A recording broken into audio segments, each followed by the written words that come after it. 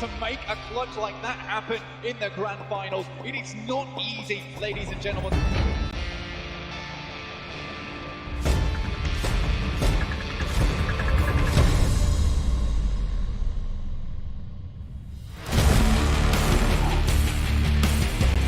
That's a good one.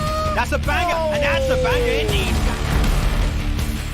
He hasn't got him to finish him off just yet. Runs round the corner, does the damage.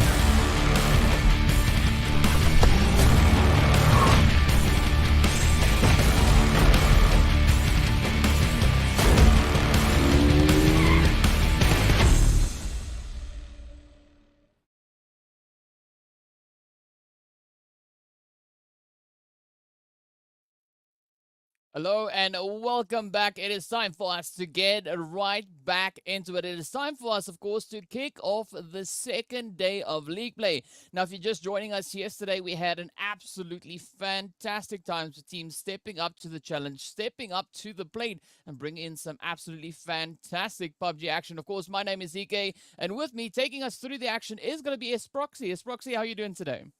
I'm super excited for what we're going to be seeing today. Obviously, yesterday was a bit of a surprising day. Some of the teams doing better than they would have wanted, and some of the teams really giving themselves quite a pressureful situation for today. So I'm keen to see how they're going to handle, and hopefully, if they're going to be making it to the Super Weekend.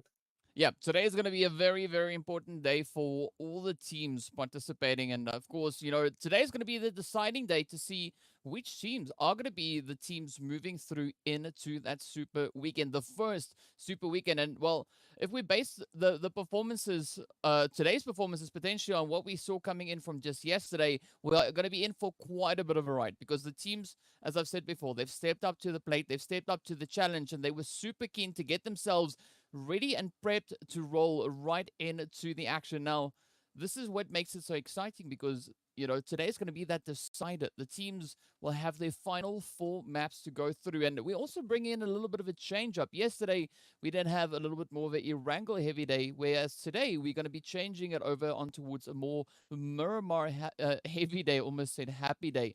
But of course, speaking about all of that, we have to first give a big shout out to Monster Energy, our official energy drink partner for the PUBG Mobile Pro League Africa Spring Split. So as you know, today, as we said, is going to be quite the big day. Now, what expectations do you have coming into today's matches? Look, there were a few teams that were really standing out on Miramar, and now I think they're going to have a happy day. As you were going to say, DK, they're having an absolutely happy day because now they have an opportunity to really showcase what they've got. So for the teams that were really kicking it off with Miramar, I think they're going to be the ones that are going to kick it high. So I'm thinking about G3 Temper. I'm thinking about Cryptics as well. Obviously, huge plays coming through from them. But you also have to consider, do they really have to invest that much in today? They just need to make sure they crush that threshold and make it into the Super Weekend. Whereas we've got 4 teams that are having a little bit of pressure, and those are the teams that are really going to have to push on a very long distance map. So I don't know. For me, I think it might be some dire stress for some of the teams, but hopefully they'll be able to adapt. Well, as we can see on screen, of course, we are currently in the league play section of that. So each map, we'll be seeing 4 of our 5 groups participating in that. So as I said before, there's going to be 5 matches, as we also saw on the graphic there. It is going to be Miramar, Erangel, Miramar, and then, of course, another Erangel Miramar right after that. So today's going to be the final day of those league plays. Just a quick reminder of those maps, once again, as we can currently see them on the screen. So, you know, yesterday we had some heavy hitters rolling in. That first chicken, of course, you know, making its way on through. And some really strong, persistent plays coming into the mix as well. Now, I'm curious to see what the teams are going to be doing here today. As we know, there's quite a bit that happened just in yesterday's matches, with Lusail picking up that first winner chicken dinner. That second one, as soon as we went over on towards Miramar, heading straight over to the players there from G3. And then we had a little bit of a swap around as we made our way through with a back-to-back chicken going over on towards Cryptics. So already a really strong performance coming in there from the side of Group A, Group B, and then, of course, Group C as well. But now we need to wait and see what the rest of the teams are going to be bringing in, because we have not had any team from Group D or Group E stepping up to the challenge and grabbing themselves one of those chicken dinners. Team Unique, of course, being one of the other teams that also were able to sneak in one of those cheeky chickens in our final match of the day. So coming into today, we're going to have some high expectations, but I'm particularly focusing on the teams over in Group D and Group E to come in with a few strong plays. You know, we want to see those chickens not only being distributed among the teams, but also among the groups. And, well, one of the ways that they are going to be also ensuring that they finish quite strongly on that leaderboard to make up for those slots into the Super Weekend is going to be through utilizing the point system. As we can see, the standard point system coming in there, 15 points starting off for that chicken dinner, trickling all the way down to 13th to 16th place, where they don't get awarded any placement points, but the ever essential, ever important one elimination equaling 1 point. Now, we saw some heavy hitters coming in with the players there from Lusail in the first match yesterday, bringing in 15 elims. And the more the teams push their way through and the higher they rank up on that, of course, the more money they will also be able to bring into the bank. So all 20 teams participating in the league stage is going to walk away with some money in the bank, right? Of course, at the end of the event, our MVP will be awarded an additional $1,000. And of course, we have the $22,500 being spread out across the available chicken dinners during the Super Weekend. And of course, if we look over on towards that right-hand side, that is what the teams stand to win when they move up into those finals. So definitely, aside from the privilege and the pride and the title going along with winning the PMPL, there's also quite a substantial amount of cash, or quite a substantial amount of money that can be brought into the bank there. And the teams, you know, are going to be walking away quite satisfied regardless of, you know, how the PMPL went. No, exactly that. And as we mentioned, you know, those winner chicken dinners, they really get spicy. They really get tasty going over to the Super Weekend. I mean, $500 for every single winner chicken dinner that you accumulate over Super Weekend, which you want to do because, as we've mentioned, those points are the ones that are going to catapult you into the finals. Only the Super Weekend points count towards getting you into that final spot. So for these league day plays, and especially for the teams that are finding themselves at the bottom of that overall ranking page, they're the teams that have serious pressure as we go into the last 5 days of the first week of league play. Because, you know, if they were one of the teams to hold back just a little bit, you know, as we made the joke, you know, maybe pushing their chickens, you know, in their basket and hiding them away just for a little while, they're going to feel the pressure today. And as we've mentioned before, that mental game taking you through into that last day, having that added bit of pressure. If another team goes and takes your winner chicken dinner out from under you, it starts to chip away. So I'm hoping that the teams are prepared for that eventuality potentially, or maybe they are going to surprise us completely. Well, we'll have to wait and see exactly which way it is going to be going, right? Because we are starting the day off over on towards Miramar. So if we look back to Miramar's first games yesterday, it was a really strong performance coming in there from the side of G3, with Buren being the final player left in there for his team. And he just clutched it out with an absolutely fantastic play. And in fact, as we saw over on social media, also, Buren was one of the top fraggers coming in just yesterday. So we had G3 Timber, Team Umbra, Cryptics, as well as Lusail being in the top 5 fraggers. Now, that is quite an impressive amount of elims they were also able to bring in throughout the entirety of yesterday. So I'm curious to see whether or not there's going to be any major changes coming into that, whether we're going to have any other players or teams potentially stepping up and bringing in some absolutely boss level plays. But, you know, we'll have to wait and see what is going to be on the tables here. And there's a lot still of changes, though, that the teams can bring in. Now, speaking, of course, of the changes, we are going to be hopping into our overall rankings to get a good idea of where the teams are starting off today. Now, Lusail, as we know, sitting right there at the top, currently on 63 points. And it's a nice little bit of a lead that they've been able to gather there for themselves. The absolute consistency that they were showing in yesterday's matches, just doing absolute wonders there for them. Of course, the players there from Cryptics with their 2 back-to-back chickens, just a few points behind them, 7 points behind Lusail. And then, of course, we also have Team Umbra, one of the other heavy hitters we know. Also, next level, sitting in that 4th position. And it's interesting to see Team Umbra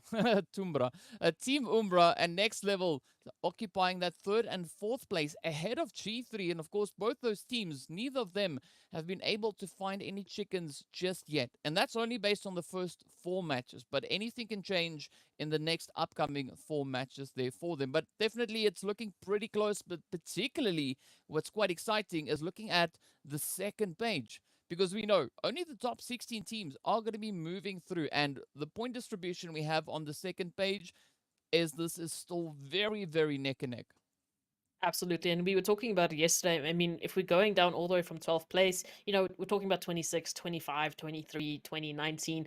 It's not a lot of points. It's one good game that we saw Zero Tolerance pull off yesterday that can shoot you up all the way from potentially dead last up until that middle point. And I still think that that's mostly possible, especially when we go down to the latter half of the overall rankings. So this can still I don't know. I think it can drastically change as we're taking a look at it. But as we've mentioned, that last page, those are the teams currently in the danger zone because the line ends with virtual gaming. Every team after that, including Team Myth, SWAT 69, Mad Knight, and Triple Esports, are currently not in contention to join us for the first Super Weekend, which we said this time and time again would be an absolute bummer. So my eyes are going to be on them today to bring the heat, to bring the performance that they potentially have been hiding and really pick up the points. Unfortunately, they will have to kick someone else out of their spot, but that's okay. We want to see the action coming through. Yeah, and it's going to be quite exciting because as we've been mentioning now, it is pretty close. But I mean, having a little bit of a closer look, there is only a slither of points separating the teams being able to get through into the Super Weekend. And I mean, if we look, and I'm being honest in my opinion here, I think definitely from that 11th, 12th position all the way down to 20th, right? None of that is secured just yet. We've seen these teams not only in the PMPL but also in the events leading up to the PMPL that there's quite a bit of potential in these teams, right? They have the capability, they possess the skills to just bring in some absolutely mind-blowing performances. Now, the only thing that I'm curious to see is, are they going to decide to start doing that today? Because if they don't, they're going to miss out on an absolutely fantastic opportunity to move through into that first Super Weekend. And we've seen this on the other PMPLs, right? The teams who have the opportunity to get into the first Super Weekend, they stand a little bit of a better chance with regards to raking in those points and getting through into those qualifying positions to inch them way closer to the finals, right? But again, nothing is for certain. Nothing is 100% given. Anything can change, and who knows? Maybe it could be a complete swap round, complete change round moving into the second Super Weekend. But it's going to be super important for today for teams to maintain the focus, keep their eyes on the prize. Well, that was a bit of a play on words, I guess, and make sure that they find themselves in one of those top 16 positions. So I'm excited to see what the teams are going to be bringing because I'm expecting a lot of carnage on the battlefield. I also think so. And you were talking about it, the teams that get into that first Super Weekend, and we've mentioned it briefly, they're riding that momentum train. They're riding the hype train all the way to the end, all the way to the finals. Because if you lay down, and we've said this word so many times yesterday, and we're probably going to say it many more times today, if you lay a fantastic foundation, you can just build and build and build on top of that until you get further than any other team would have. And that is about consistency. And if you can somehow, some way, consistently get those Super Weekends, I don't see anyone that's going to stop you from getting into the finals. So I am also hoping that the teams are going to bring out all the stops. I mean, yes, there is something to say for, maybe keeping your best strats for last, maybe keeping them for those Super Weekends, maybe keeping them for those finals, but you at least have to get into the Super Weekends. So I don't know, DK, this one's going to be chaotic. Well, I gotta say, I'm also quite curious to see what the teams are gonna bring in to try and potentially counteract the Cryptics, right? Because we saw Cryptics yesterday, back-to-back chicken. It was at some point that things just went, you know what? We're gonna play now. Now it is time for us to step up. Now we're just gonna, flex a little bit. They didn't go full out just yet, right? They were just flexing a little bit. So like, you know what? Remember who we are. We are the Cryptics. We're going to come in. We're going to bring in some devastating performances. And that is exactly what they did.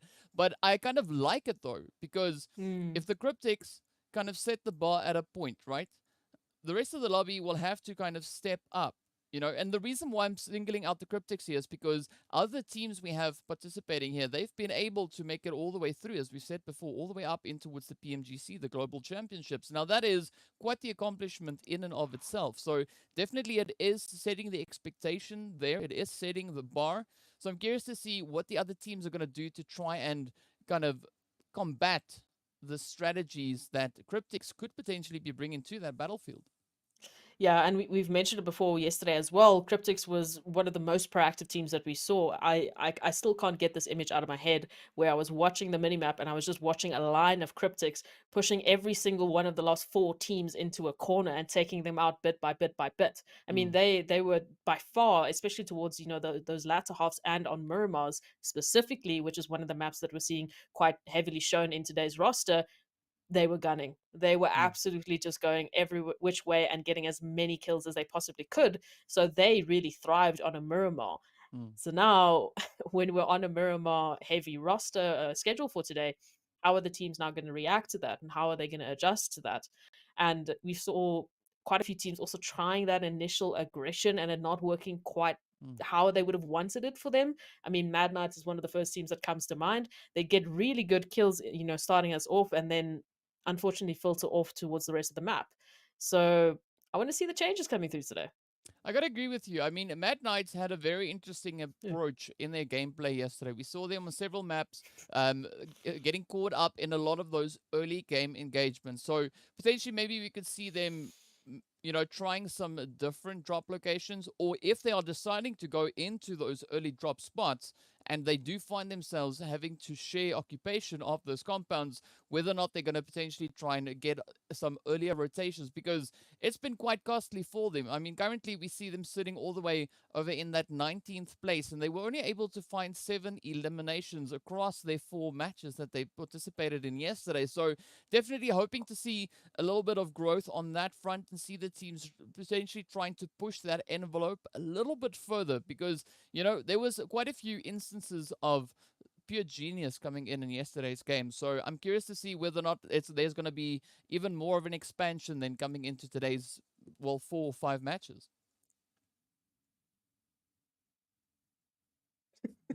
I don't know how else to tell you about this. So if any one of you were wondering what it is that Ez was doing right there, she was reminding me of things, because I'm old, I forget sometimes, right? But of course, we gotta give a big shout out there to Oppo with their Reno 6 series. So upgrade your performance and upgraded fun. Celebrate your winning spirit with a brand new Oppo Reno 6 series, the designated smartphones for PUBG Mobile, Middle East, and Africa esports in 2022. Now, it's really great to see so many brands getting involved. I said this yesterday and I'm going to say it again today. It's great to see so many brands being involved, and this is one of the ways that we can help kind of grow the esports scene in Africa, really starting to shine a light. And based on the performances we saw coming in from the teams just yesterday, there is a lot of potential in the region. I mean, I was looking at the chat as well from yesterday, and there were some people that are saying, wow, these matches are actually lit. They're actually on fire. It is actually happening. And it is. Yes. I have to 100% agree. It is absolutely fantastic and phenomenal to see these teams just stepping up and performing at the level that they are performing. And take into consideration that was only day one.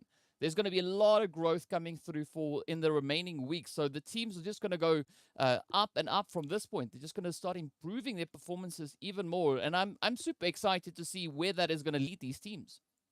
It's exactly that. And you mentioned, Cryptics forcing some of the other teams to adapt their gameplay, but the whole of PMPL Africa is forcing the teams to do that work, to go behind the scenes, to, put in a little bit more research, maybe change up a couple strategies, try a couple of new things and adjust, because now all of a sudden, the competitive level that they've been expected to play at up until this point has gone up, and it keeps going up, and they have an opportunity to keep going further and further and further. And that experience is always going to filter back into the continent and breed more talent and breed new talent coming through in the later seasons, in the next years.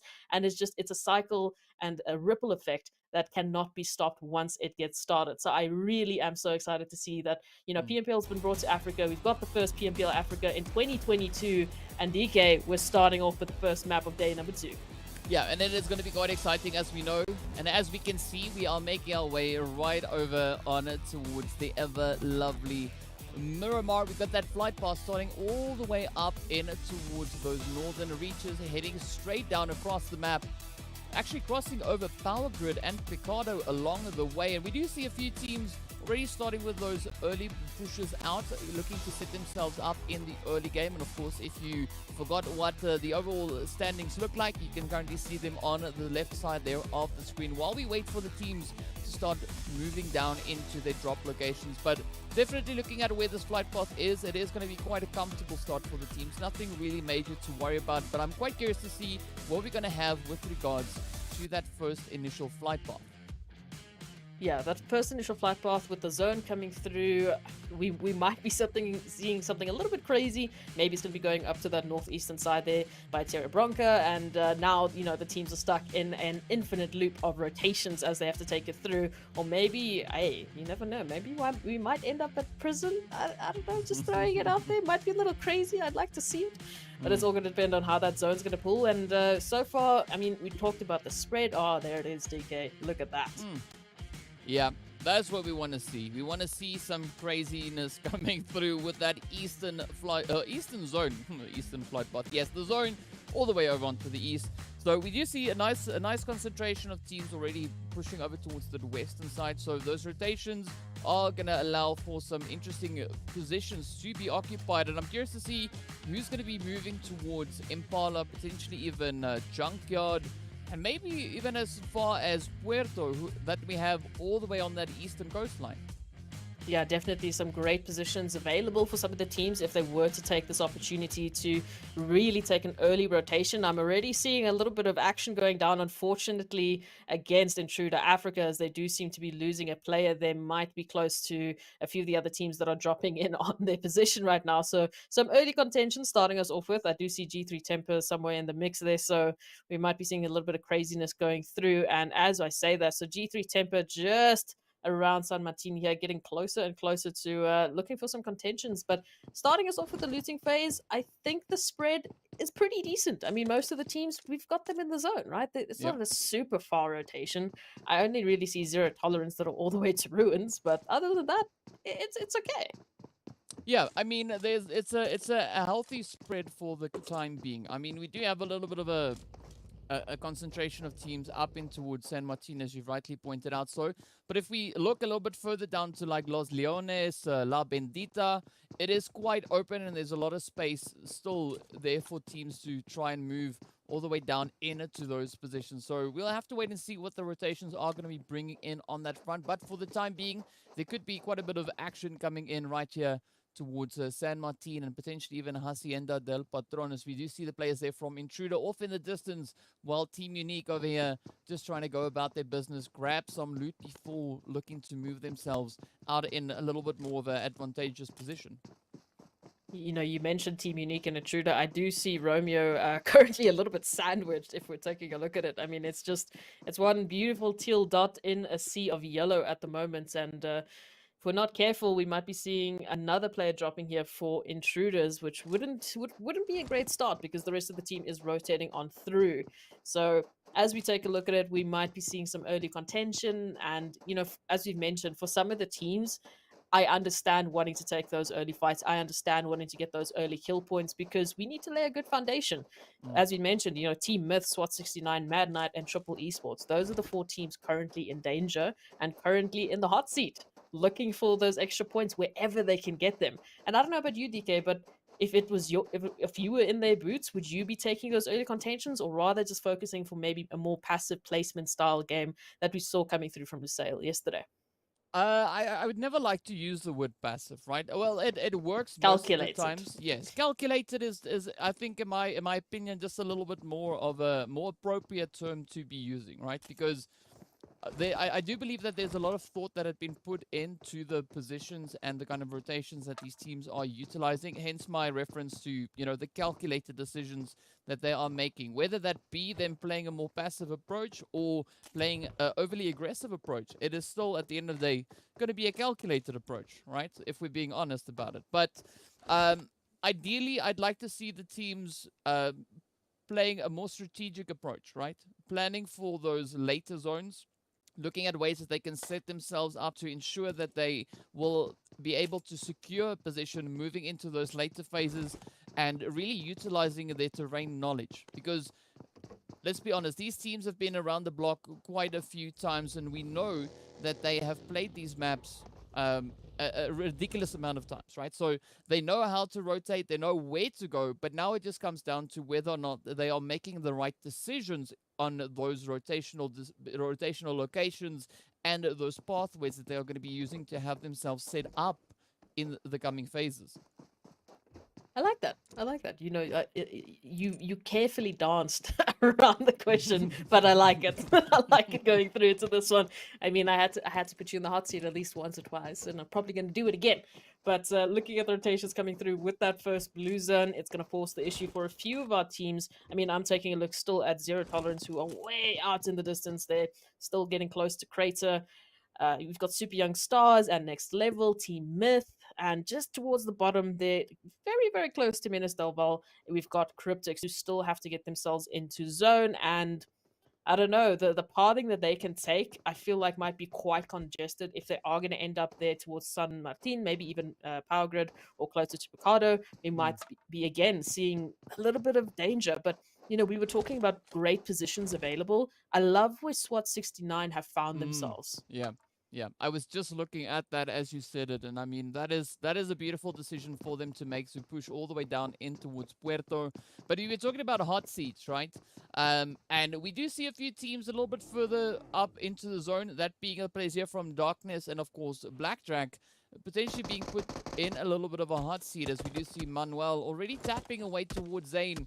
But Manuel, he's just going to try and hold off behind the wall. But I'm liking the plays coming through here from the side of Blackjack, right? So they're not exerting too much aggression just yet. Still just trying to get a good lay of the land, trying to put themselves in ideal positions. And this is going to be the approach that I want to see for a lot of the teams here. You know, just make use of the knowledge that they've gained, right? Because they came in with those strategies, but now it all comes down to how they are going to be implementing those. We can hear those shots going off, and of course right here up alongside them, we do see the pressure now starting to mount as the players from Team Umbra also get right up and involved in this fight. Yeah, I mean, hearing all of those shots, you can't blame them for being a little tempted just to find out, get some more information, and peek around the ridgeline there. So, of course, they're going to be finding themselves looking down the scope there for Blackjack.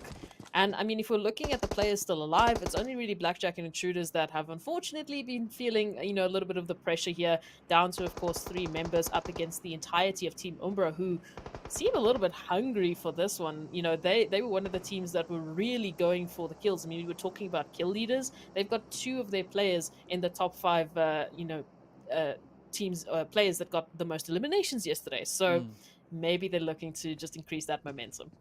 Yeah, I mean, momentum definitely being quite an essential part to the success for the teams here. And already we do see the players here from Umbra now applying quite a bit of pressure as they come pushing forward. But Lelouch sneaking a beautiful one right through on towards Morteza. And Shadowin and Wasted now having to, you know, dance around the problem that they could be running into. Because Blackjack, as we know, in the Africa scene, they are also quite a formidable force. But Umbra, don't disregard them for 1 second. Umbra showed us yesterday, and also in the qualifiers leading up into the PMPL Africa, that they are definitely a team to watch out for. And we've seen them also participating in several other tournaments as well. So definitely a lot of experience coming through on the side here of Team Umbra. You can see the way that they are moving about, the way that they are just utilizing the space available to them. And they've actually been able to kind of trap the players here from Blackjack as they now start with their push coming on in. Blackjack, of course, down to 2. It is going to be NG and Lelouch trying to hold on. And here we have the inevitable about to happen. MG looking super comfortable, looking to just break down the numbers here. The players from Umbra, of course, also now being put on an even playing field, as both Blackjack and Umbra have been reduced down to 2 apiece. But Z actually getting caught up by the molly there in Darkness, just hanging around in the background. But this is what we love to see. Blackjack now being actually put in such a beautiful position. But are they going to utilize this to maybe get the finishing hits up in towards Umbra? Yeah, the feed is not looking too great for Team Umbra. Maybe a few too many mollies being involved here, but absolutely a fantastic opportunity here for Blackjack Esports if they can hold the line and actually take that contention all the way to the doorsteps there of Team Umbra, who have reset. They're back up to 2 players, fully healed and fully ready for this fight, and the nades just quite aren't connecting. But you mentioned it, they've trapped them right now in this building, and Blackjack Esports are desperately trying to find an angle out of this one. They've already taken down 2, which, I mean, let's be honest, a 4v2, just taking down 2 alone, getting those 2 eliminations, that's already good enough. Now to get a team wipe and get maybe closer and closer out of that danger zone that is the 13th to 16th position where you're not going to get any placement points, that's just going to be the cherry on top. So I'm curious to see if they're going to be able to actually get out of this. Yeah, because there's not a lot of options really for them currently with the rotational pass, unless, of course, Blackjack now uses the obstruction the building is actually causing here. But we do see their vehicles currently positioned right towards the players there from Umbra. So the vehicle option, it's going to be a difficult one. Whether or not they're going to try and stay and fight, we'll have to wait and see. But we also now see the players there from SWAT 69 also just venturing off into the distance there. They're just getting a little bit closer. I'm pretty sure they heard a few of those shots going off. So we did see Twix rotating up behind them. And yesterday, Twix was also bringing in a pretty beautiful performance. So, I mean, this could quickly turn into quite a spicy spot to be fighting it. Oh, and that is exactly what happens. There we go. SWAT 69 stepping up and just capitalizing on their position, tapping away at Umbra. Now, this is beautiful for Blackjack because they can use the pressure being applied onto Umbra to actually try and reposition and maybe get out of that compound. Absolutely. SWAT 69 being the saving grace here for Blackjack Esports, applying that pressure, just throwing a couple of shots, and they're not fully engaging, which is what I really like. You know, they're keeping it a long distance engagement. They've got a beautiful angle on Team Umbra, so they have no reason to fully throw in their players and risk potentially losing some of those numbers. But PRZ somehow, some way managed just to get behind that ridge line, so there might be a little bit of hope for Team Umbra yet, as we do see that zone closing on through, all of the teams safe and sound within the zone, which I'm happy to see. Oh, DK, what is that zone? Well, it is a bit of a spanner in the works. And now this is where things are going to get super, super interesting. Because if we look down, Cryptics, they are just zone blessed at this point in time, right? They find themselves in an absolutely fantastic position. Also not really positioned within Los Leones itself. Those city fights are going to be something to try and avoid. But, well, we might not have any other choice. As we can see, quite a few teams positioned currently up on towards the northern side. And at this point, I'm curious to see who's going to try and move into the high ground positions surrounding Los Leones. Because we've seen in previous events, teams who move into those positions have quite an advantage working towards them. Now, it is all going to come down to whether teams will be able to utilize the knowledge of these different locations. But already, Intruder having a few taps come their way, and look at the Skydo looking super eager to pick up some of those elims. But there we have it. Our first team actually getting sent away. Team Unique. Off they go, ready to wait for the next one. And of course, now it is down to only 15 remaining teams. We are slowly making our way through this phase. The blue zone, of course, now also starting to close on in, adding its own level of pressure to these teams. But this is where things are going to get tough. I mean, Los Leones, it's not 100% confirmed on that exact position. But you do see the rotation of the teams definitely starting to anticipate the zone potentially moving in that direction. Absolutely. I mean, such a pull towards that southern position. You can't blame all of the teams literally getting into their vehicles and just hightailing it close as possible to Los Leones. And as you mentioned, this is where it gets chaotic, because we literally just saw Team Unique, unfortunately, going down to G3 Temper due to that rotation. I mean, they both rotated at the same time. They were relatively close. And then as they push into the zone, they're shoulder to shoulder, and, you know, one team has to go, unfortunately. So I'm still watching. You know, we've got Mad Knight, we've got Super Young Stars very, very close to each other. Of course, we had Zero Tolerance and Intruder having a little bit of a stare down competition as they were trying to get through, which somehow, some way, unfortunately for Intruders, once again, they're losing numbers.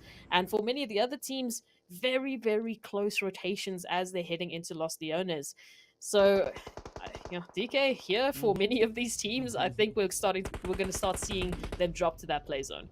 Well, we'll have to wait, because it is only third phase blue, so it's not doing too much damage. They can still afford to ride the blue for a little while longer, but once we get towards that fifth phase, that is where you have to start avoiding the blue as much as you possibly can. But speaking about rotations now, we do see the players there from 1 million already currently positioned within the zone, with the players there from Zero Tolerance coming up right behind them. But of course, Intruder also still trying to push all the way in, but up north, things are still looking pretty tough. We have the players there from Mad Knight, as well as the team there from the Super Young Stars, and of course, hard on their heels, we do see Lusail still riding that blue storm, but a beautiful shift moving away from the city. Oh, that is a beautiful change. I mean, G3 already in position. Cryptics now also just advancing their own position. Next level already positioned there as well, alongside the players from Myth, who are so close. And I think it's going to be quite essential for the teams we have already in the zone to get themselves set up, because we're going to see quite a big migration as the teams now start advancing their way in from particularly the northern side of the zone. I think migration is putting it lightly. You know, I'm just watching the minimap and I'm just seeing a sheer of color moving towards that zone, desperately trying to find a spot here. And as we were talking about, getting the teams that are already in the zone set up on those high-rise positions, they're going to have such beautiful visibility and literally just pull a snake eyes and peek at every single player that they can possibly find. And that is the beauty of Miramar. But turning our attention here to Super Young Stars and Lusail, who unfortunately it doesn't look too good for Super Young Stars as they're trying to make their rotation, and they're running right past RTG Esports as well. So many teams right now that can just sit and wait for those rotations and start picking away bit by bit by bit. And I do see triple in the feed as well. So unfortunate eliminations going to those teams who, as we've mentioned, have some of the pressure on Team Umbra. I mean, they did so good yesterday with the eliminations, and today, no exception. Yeah, I mean, Umbra definitely looking to dial it up, and some beautiful shots coming through, as we can see. Two downed players already on the side there of Lusail. The rest of the team kind of trying to decide whether or not they should continue their push all the way up in towards zone, or should they stay around and maybe try put up a fight against the two remaining hopefuls here off the side of Team Umbra. But, I mean, looking at who we have for Umbra, it is going to be Morteza and PRZ. Definitely two phenomenal players, and already Watson experiencing that firsthand, but a beautiful trade-off coming through as Morteza also now gets picked up. It is going to be PRZ going up against Wanted. Beautiful strafing coming in. Let's see who will be the one to clutch it out, and it is Wanted picking it up as Team Umbra gets sent away. At least they were able to bring in those 4 elims, but it's absolutely devastating position to find themselves in, being in that 13 to 16 place. Yeah, look, they were doing well trying to pick up those points, and here's another team that has been finding themselves in unfortunate situations after unfortunate situations. It's, of course, Intruders, who is down to a solo, running for the absolute hills, trying to get out of the danger zone here being applied by 1 million Esports, who once again, look how close we are to each other. And there's the confirmation going to be coming through, so Intruder will have to wait until the next map to try and pick up some points here. And 12 teams remaining, 12 teams still rotating in, trying to find themselves a good spot to set up for this final zone, or some of the final zones that we have. And as you can see, hates. Unlucky. And as we can see, unfortunately, rotations just aren't going the way that some of these teams would have wanted, DK. Yeah, I mean, that is quite difficult to really try and pull off. But look at this. Next level now, just trying to stand their ground, trying to set themselves up on the edge, while we still have that blue zone getting ready to pop on over once again. But there we go. We also now see the players there from G3 coming in on the field, in the feed. Blackjack also now having to pack their bags and say goodbye for now. But Cryptics also still holding strong. Myth now right on the edge, as we do see that lovely shift moving a little bit further on towards the eastern side, but predominantly holding on towards the southern edge. And this is where Cryptics are once again just beautifully blessed by zone. So it is going to be an absolute challenge for the teams to try and push in and maybe try and, I don't know, maybe bully their way through into the zone, because I don't see a lot of options really coming through, particularly this western side, where we have the players from next level currently trying to make a bit of a play here. We've got Zero Tolerance as well as Myths, and Myths already having that anchor point set up in zone. You were talking about the anchor points, and yeah, the bullying that has to happen for any of these teams to find themselves a little bit of safe haven, a little bit of safety within the zone. G3 Temper also still picking up the absolute chaos, and the solo wanted from Lusail also in the elimination feed there. So they are picking up points after points after points. Everyone hungry to pick up as much as they possibly can. Team Myth here really applying the pressure there towards zero tolerance. They have to keep their heads on a swivel, as we've mentioned, because there might be a few other teams looking to get a piece of the action, which, as we see it, G3 Temper comes flying on through straight into the crosshair here of Moment. Yeah, but that is not really a position I'd like to see G3 in. A very, very exposed angle for them to try and move into the zone. Maybe they'll start to reposition and maybe hugging the edge of these cliff lines a little bit more, but currently the players here from Team Myth, they are just beautifully positioned, able to just leverage that in their favors. We can see the spray down coming through. Nacho now, of course, bringing in that swivel head movement as you were referring to, but I mean, Myth, they are going to be presenting quite a bit of a challenge. But Cryptics actually are just utilizing their high ground position, spraying down all the way across towards Myth. And this could be a bit of an opening for the players here from G3. As you can see, Buren now getting ready to go at it once again. Broly now focusing his efforts all the way over on towards next level, who we see positioned over on towards that more northern side of the zone. Several players still positioned really close to the blue zone, of course. The blue now just lighting it up as we can see the players getting taken down one after the other. Mad Knight now also having to pack their bags, but the pressure is definitely going to be pretty dang high as we have the players from Triple still to rotate in, and with that, off they go. And now down to only 6 remaining teams. G3 seriously need to find a way to get out of this current position. I absolutely agree with you, because yes, we had Cryptics coming, to their safety there, to their saving grace, but for how long are they going to keep their crosshairs trained away from G3 Temper, and when are they actually going to get involved? Same can be said here for Next Level, who just find themselves right behind G3 Temper. So Temper right now sandwiched. You can't even find a better example of being sandwiched between every single possible team you could find within this final zone, and the damage is being dealt, and there's space desperately trying to be found. But for how long can G3 Temper hold out with Cryptics pushing on forward? Oh, here we go. Marshall coming in with that nice how do you do as he steps up, finds a beautiful elim right there, and with that, Next Level gets sent right on back. And of course, the players here from SWAT 69 still holding strong. So you can see them currently positioned up on towards that far eastern side. I mean, G3, they still have an ability here to just dodge all those bullets flying down on towards them. I mean, they're still holding strong on 4 players. Yes, 2 of them have been knocked out, but there's no confirmations coming through on that just yet. Of course, our final 5 teams all arriving in the 6th phase, moving into 7th phase, and everybody still rocking a full squad. I'm not quite sure whether or not G3 is going to be able to attend to Nacho, who we see on that far side, still just slowly bleeding out, but the pressure is going to be pretty high. Of course, the players here from Darkness find themselves right up against the players here from the side of Cryptics, and this could be a beautiful game now for the side of Darkness if they utilize this position to perfection. I was literally just thinking that they've got that high-rise position. They have the ability to put pressure onto Cryptics as they take through, a little bit of those third-party maneuvers, maybe wait for Cryptics to get involved and then pick them off bit by bit by bit. But they also have to be aware that Myth and SWAT 69 are lurking in the shadows somewhere. They need that information currently, as Cryptics is also trying to keep their head on a swivel, because now suddenly they might be the team to be sandwiched here, DK. Look at that. Myth to the side, SWAT 69 right above them, and they need to be dodging Darkness as well. Ooh. Yeah, that is quite the challenge, really. But of course, the players here from Cryptics also now feeling the pressure already. The first confirmation coming through, Scary Boy gets picked on up, but look at this Lazy Boy just lasering down onto the players there from Darkness. Tornado getting ready to kick up a bit of a storm. Also 3 players now left for the side there of Darkness, but the pressure is mounting. That zone is closing in, and they have to start pushing the envelope. But here we go. SWAT 69 now doing a bit of a dance. Twix getting ready to show us what they've got. Of course, the confirmations now coming through as we can see those elims lighting it up.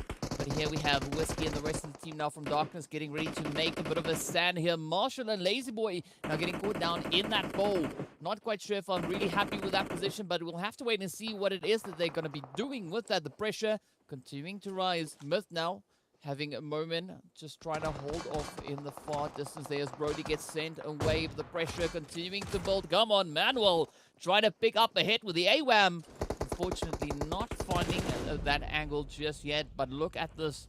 The shots continuing to fly on through. SWAT 69 just trying to ride the storm, but the zone now shifting up towards the north.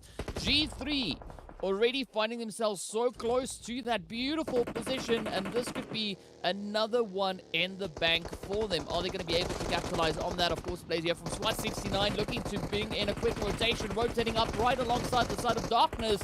Let's see who's going to reign supreme here as they do a little bit of a dance. The shots coming through. Oh, the third party hits continuing to fly on in. Who's going to be able to pick it up? Ooh, Darkness holding strong for now. The first knock coming in, but look at this. Marshall looking to step up. Down he goes now. Oh, Cryptics in a bit of a bad position here. Lazy Boy is going to be the last one. Not quite sure whether or not the rest is going to come through. El Chapo now feeling the pressure there as Manuel continues to fly those shots. And with that, Team Miss gets sent back. It is down to our final three teams. G3 looking to bring in that first winner chicken dinner. They only have 2 players standing between them and the first chicken of the day. They've been left to their own devices, and because of that, they've been able to recover and get back all 4 of their players, as you said. Full team going straight to Lazy Boy, finding the first, looking for the second, and there it is. A unanimous win for G3 Tempo with all of their players still alive, happy for that winner chicken dinner. And I mean, if you leave G3 Tempo alone, what do you think is going to happen? Well, the tempers are going to start flaring. That is what's going to happen. And an absolutely beautiful, beautiful start to day 2 here for the side of G3. I mean, they picked up the first chicken on the first Miramar yesterday. They picked up the first chicken in today's first Miramar. I mean, maybe we have a bit of a trend happening here, but of course, we'd like to see even more of those chickens come through. But absolutely beautiful, beautiful play all the way through. But I gotta give it up. I mean, the players there from Darkness, they held their own. They tried to put up a pretty strong stand, and they did last quite a substantial amount of time there. But also, Cryptics just coming in with those hits. Myths also right in there. I mean, we had 5 teams actually moving into this final zone. And all of them rocking up to the party with a full squad. I don't know about you, but that to me does really sound like quite the party. And I mean, they just brought in an absolutely fantastic show. I do think it was fantastic how they got into the zone, and it's just, unfortunately, as they did, there was maybe a little bit of miscommunication, because G3 Tempo, I thought, was going to be the first team to get taken out. They were sandwiched as anyone ever could be sandwiched. Literally, there was no opportunity for them to get out. But then as the team started shifting their focuses to the other, surrounding teams that were applying that pressure to G3 Tempo, they were left alone. They got all of their reses up, and the teams just started taking them out for them. It's like it was given to G3 Tempo on a silver platter, but they also made it work. They found the proactive timing to really push in and get those kills. And I like what you said. There were so many teams that managed to stay alive when, again, they had no reason to. Darkness specifically, I mean, I was just waiting for that car to blow up, and then bam, that was going to be it. Yeah, but definitely some interesting decisions being made there. But a very interesting approach we saw coming through. I mean, in yesterday's first Miramar match, right, Erangel, they were able to hold on with all 4 players, right? And the moment they were able to move into that zone with all 4 players, we knew something was up, because that's exactly what they did yesterday. We did see them also just yesterday when we moved into those late few phases. They started to rotate into a beautiful opening in the zone, and that is what they did right here again today. Now, looking back at the second Miramar from yesterday, yes, things were a little bit differently. They got taken out all the way over towards, I believe it was the Impala side, where things are quite challenging, right? But once you give them the opportunity to establish a good position, that is where they really start to flourish. Now, I'm curious to see how that is going to translate into the next section. But of course, speaking about that, let's have a quick look at a few of the highlights from this absolutely fantastic match that we had happening.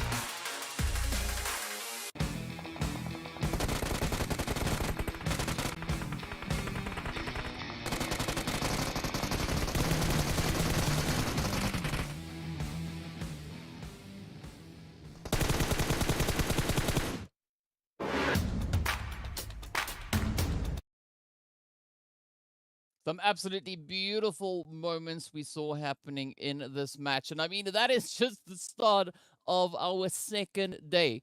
I mean, I said this before. I am so excited to see what the teams are going to be bringing to the table as we progress through the weeks, through the league play, into the Super Weekend. And of course, we know a lot of the teams are still holding back. You know, they're keeping things under wraps. They don't want to, give away all the secrets just yet. So, based on what we've been seeing so far, I mean, this is going to be absolutely phenomenal PUBG coming through from the Africa side.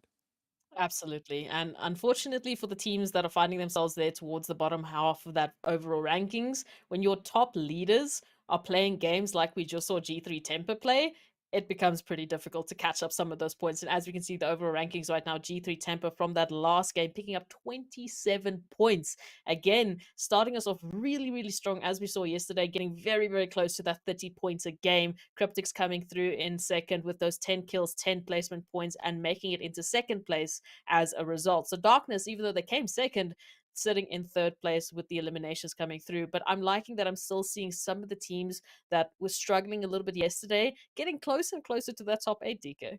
Yeah, they're definitely looking to push it up as much as they can. But as we know, it is going to be super important for the teams to continue to push and just to keep on rising higher and higher and higher. And of course, looking at the second page, it was a little bit of a tough run coming in for the players there from the Super Young Stars, Team Unique, and of course, Intruder Africa, as they all got sent back empty-handed. But still, Umbra managing to bring in some points, even though they weren't able to secure any placement points. But of course, 1 million Blackjack, of course, the players there from Midnight as well, and Zero Tolerance still in the mix, still on the leaderboard, bring in the points. But they have to look at definitely dialing up those efforts, moving in to the rest of the matches they have still to play today. Yeah, I'm gonna hope that they're gonna be bringing it in because especially for Intruders, I feel like they were the most unlucky team that we saw. You know, we started off with that disadvantage, carried that through into the rest of the game, and then they were just chased down by every single team that could possibly fund them, like 1 million esports there towards the latter half of the game. So they're also one of the teams that I really want to see them have a better chance going through to some of the other maps. But hey, DK, we're still just getting started. Yeah, so of course, we also have a few shout outs to do. Aside from the teams just bringing in some absolutely phenomenal performances, we got to give a big shout out there to Nomo TV as well, the PUBG Mobile 2022 official streaming platform partner. So much love going out to them. And in fact, I said this yesterday and I'll say it again, and I said it before, it's great to have so many brands involved in this. So much love going out to everybody. It is absolutely fantastic and quite a privilege to be involved in these events. But with that, I do think we are going to be hopping into a quick break while we get ready now for our second match of the day to get underway.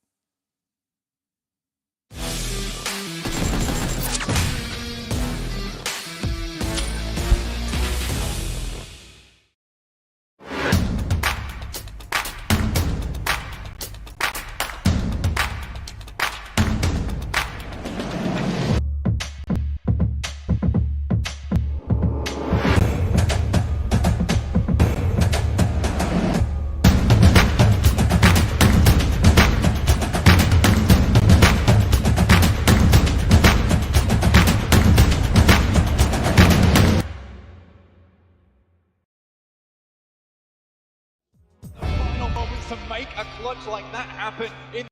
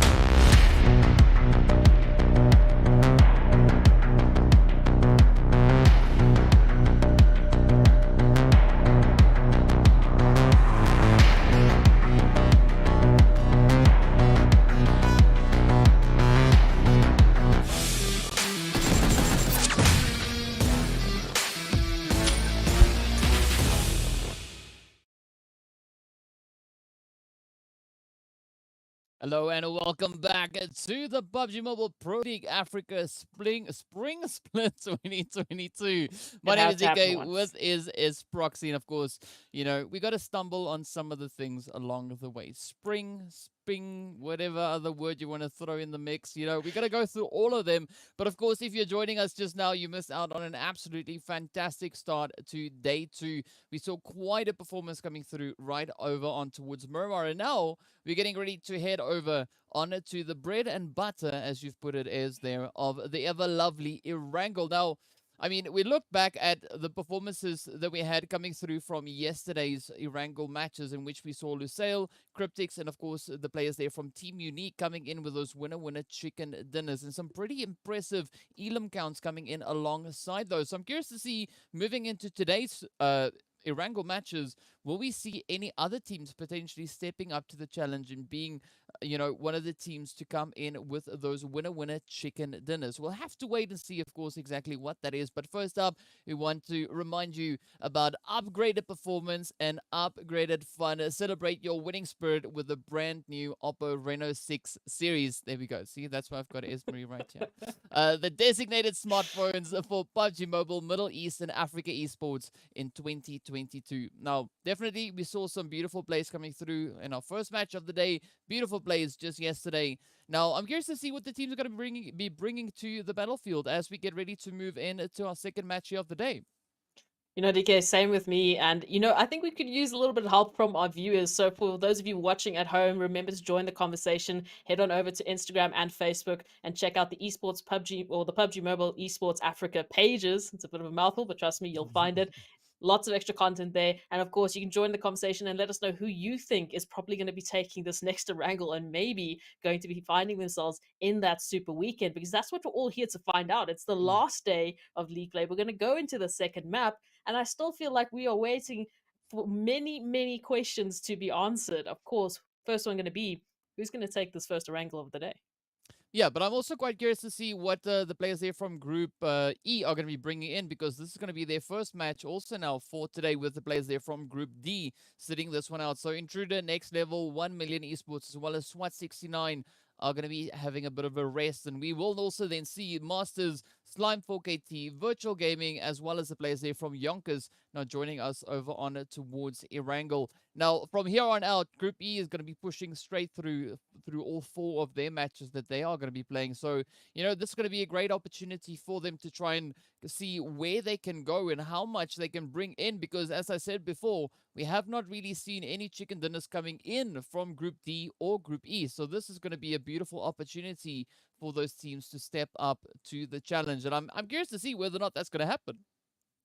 Yeah, look, we had a pretty good streak up until Cryptics double, you know, winner chicken dinner, where we had a different winner for every single map, and we were wanting that to continue because it showcases a little bit more of a competitive level. It also gives an opportunity for many of the teams to shine and show us what they've got.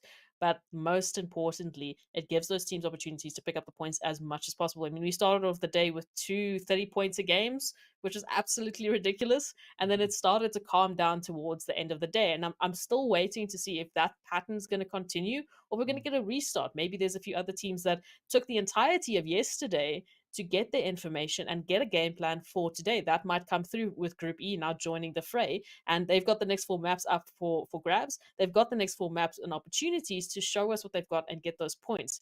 I want to win a chicken dinner. I want it split up between all of the groups as much as possible because we want to see really what can these teams do.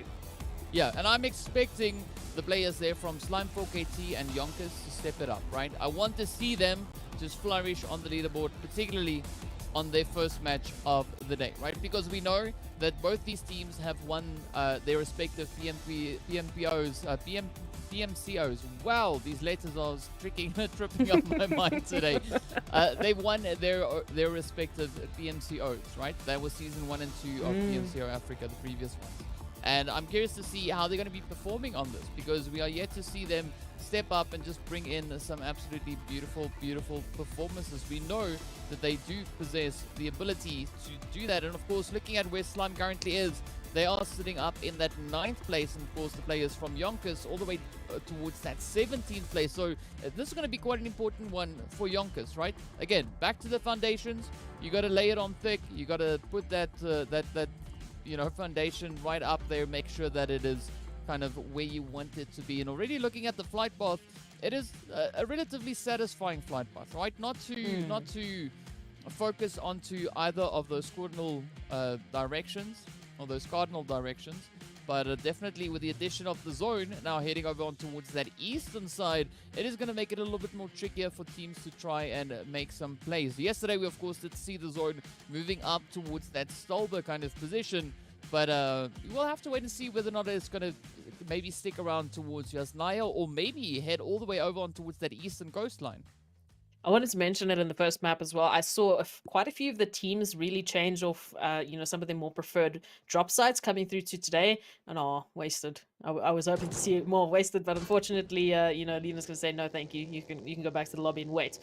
As I was saying, some of the drop sites really changing, and we can see that now, especially coming through. I mean, Team Unique was one of the first ones that really stuck to my mind. I mean, we remember Scap, unfortunately, playing a game against Mad Knight there towards Severny, and now Severny, Stolber, Shooting Range, Zaki, most of that northern region is empty. We're not seeing anyone really going that way. So I'm wondering if some of the teams are changing up their drop sites, trying to be a little bit more, maybe a little bit more surprising, because they were relatively consistent yesterday. So I don't know, DK, what do you think? All of these teams changing up their job sites. You think they're trying to get something new?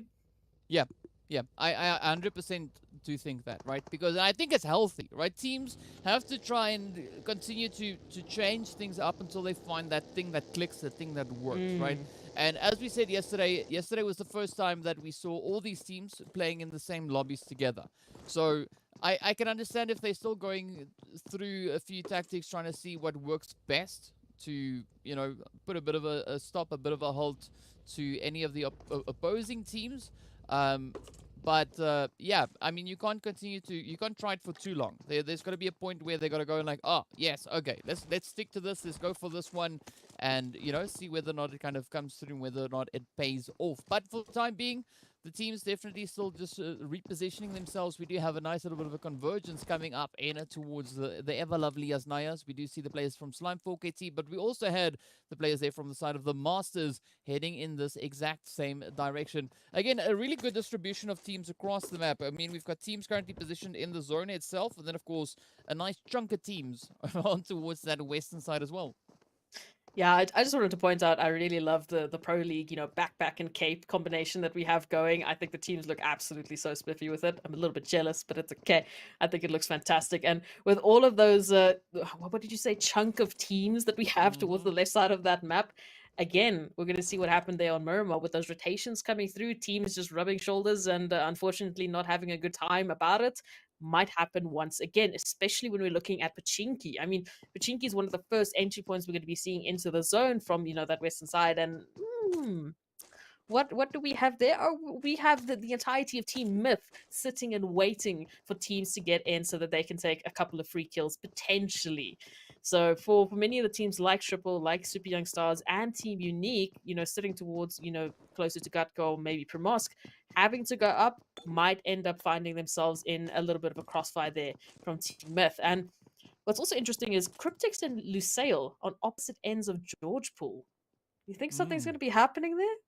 No, not really. I don't think so. I do think, however, that we're going to be seeing a northern rotation coming through from the side there of Lusail, maybe venturing up, you know, past shooting range Savoni, potentially heading up towards the Stolbus side of Yasnaya. And on the opposite end, I do think we could also maybe even see the players there from Cryptics, you know, maybe just ducking into Rozok, but also they could be rotating up towards that northern side. You know, it could still swing either which way, but there's still a lot to be discovered as the teams are starting to bring in the rotations. Of course, the players there from the Super Young Stars, they are quite some distance away from the zone position, all the way over into Primorsk, as you said before. We can see them on the screen right now, as we do have Kronboy, Chala, and the rest of the team now starting to make their way towards the zone, just making sure they've got some loot, got the vehicles before heading on out. But also the players there from Unique having a nice slow and steady rotation, and it does seem like they could maybe be considering rotating down towards that Sosnovka military base, maybe trying to come in from that southern side of the zone. But you know, that's still open to discussion. That would be quite an interesting rotation. Imagine coming back through there on the bridge, maybe next to G3 or Mad Knight. I don't know. We might be seeing a little bit of interesting bridge plays, which we've been waiting for because of the changes coming through. So I'd be keen for it. Hey, more power to you. Let's see it happen here.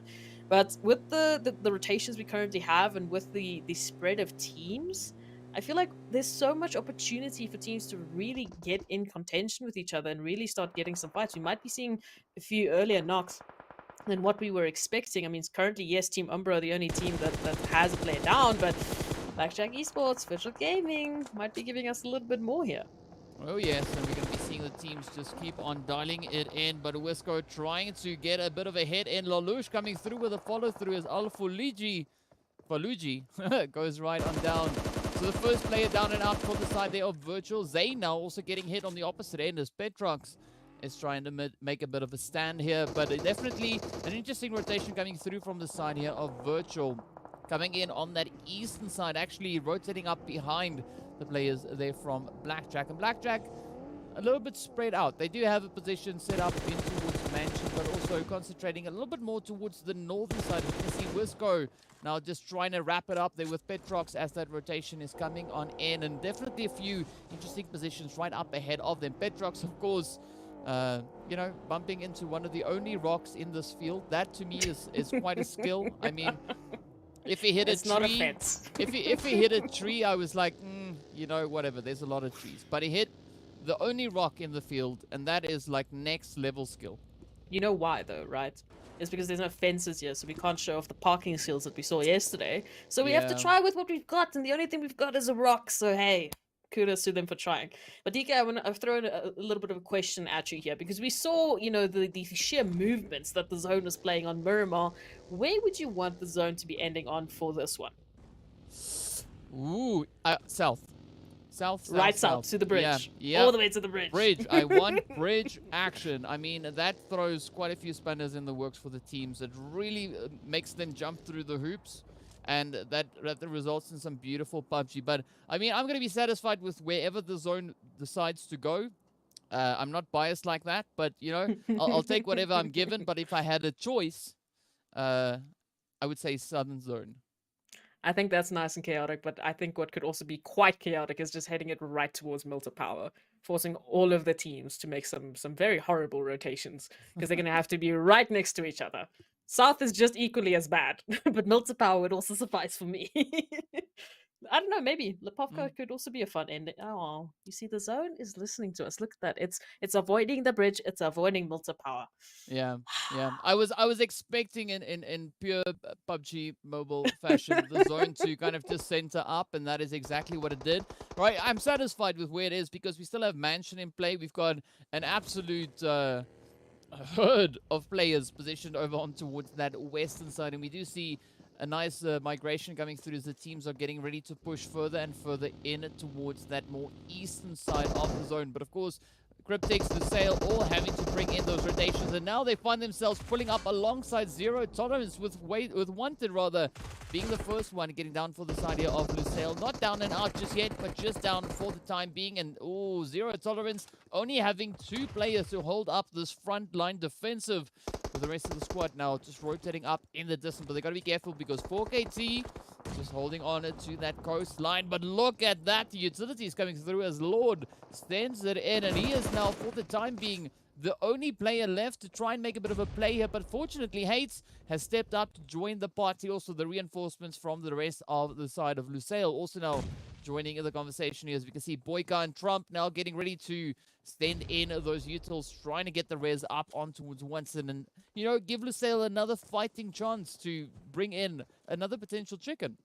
I think what's more terrifying is that Slime 4KT also got involved just for a brief moment of time there, picking up some of the players there from Zero Tolerance, giving Lusail a little bit of space, but also, just on the high rise, we've got Cryptics rolling on in as well. So in the meantime, Skydo with some beautiful nades coming through, but now there's some resets that need to happen because here come Cryptics, Marshall in particular, finding Trump and saying, thank you very much, wait for me in the lobby as we take it through. Cryptics, of course, in a position here to pick up some kills, and for Zero Tolerance, I mean, 3 players left. They've got two eliminations.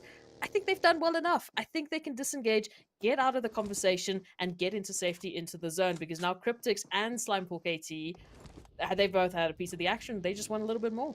Yeah, they definitely do want quite a bit more. And I mean, we see something strange happening currently. A lot of the teams starting to migrate into that center zone position, and it's something that we didn't see a lot of that really coming through just yesterday. But today does seem like the teams have decided, you know what, aggression is going to be the word of the day, and they're going to look to bring it up. Of course, we do see the players there from YONKOUS now just assisting and sending Lusail away.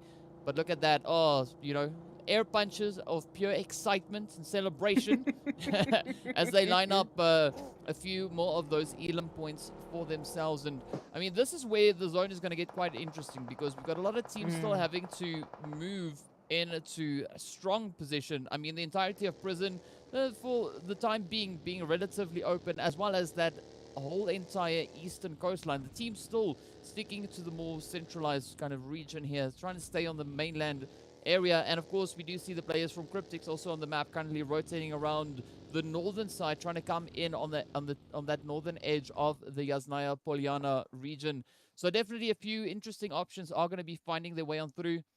But now we look to see where the next phase is going to be taking us. As you can see, of course, we still have 15 teams in, 57 players still in the mix here. We do have those reses now coming through in the zone, centering up on towards Mansion, and this is where things are going to get pretty tough. Blackjack, however, already positioned, good angle to have there, They also have a few visitors just up on towards the northern side, Petrox and the rest of the team there. But that southwestern side, that is where the action is going to be, as we see so many teams still having to roll on through, and we're going to seeing a lot of those fights now breaking out. Yeah, look, I think a few visitors is an understatement, as we do have most of the team still alive into this one and still hungry for an opportunity to get in this one. But YONKOUS, as we were saying, we were waiting for a little bit of action from them. We were waiting for a little bit of good news, and here they are finding themselves in contention with G3 Temper, and they've already got Nacho down and out for the count. We've got the designated driver strat coming back here, DK. This is what I love to see. Cars going through, but not quite yet making the connection, though only down to Flacco and SixGuard, who are still alive, and make that only Flacco. Now YONKOUS in a position here to get a team wipe on G3 Temper after their previous performance on Miramar.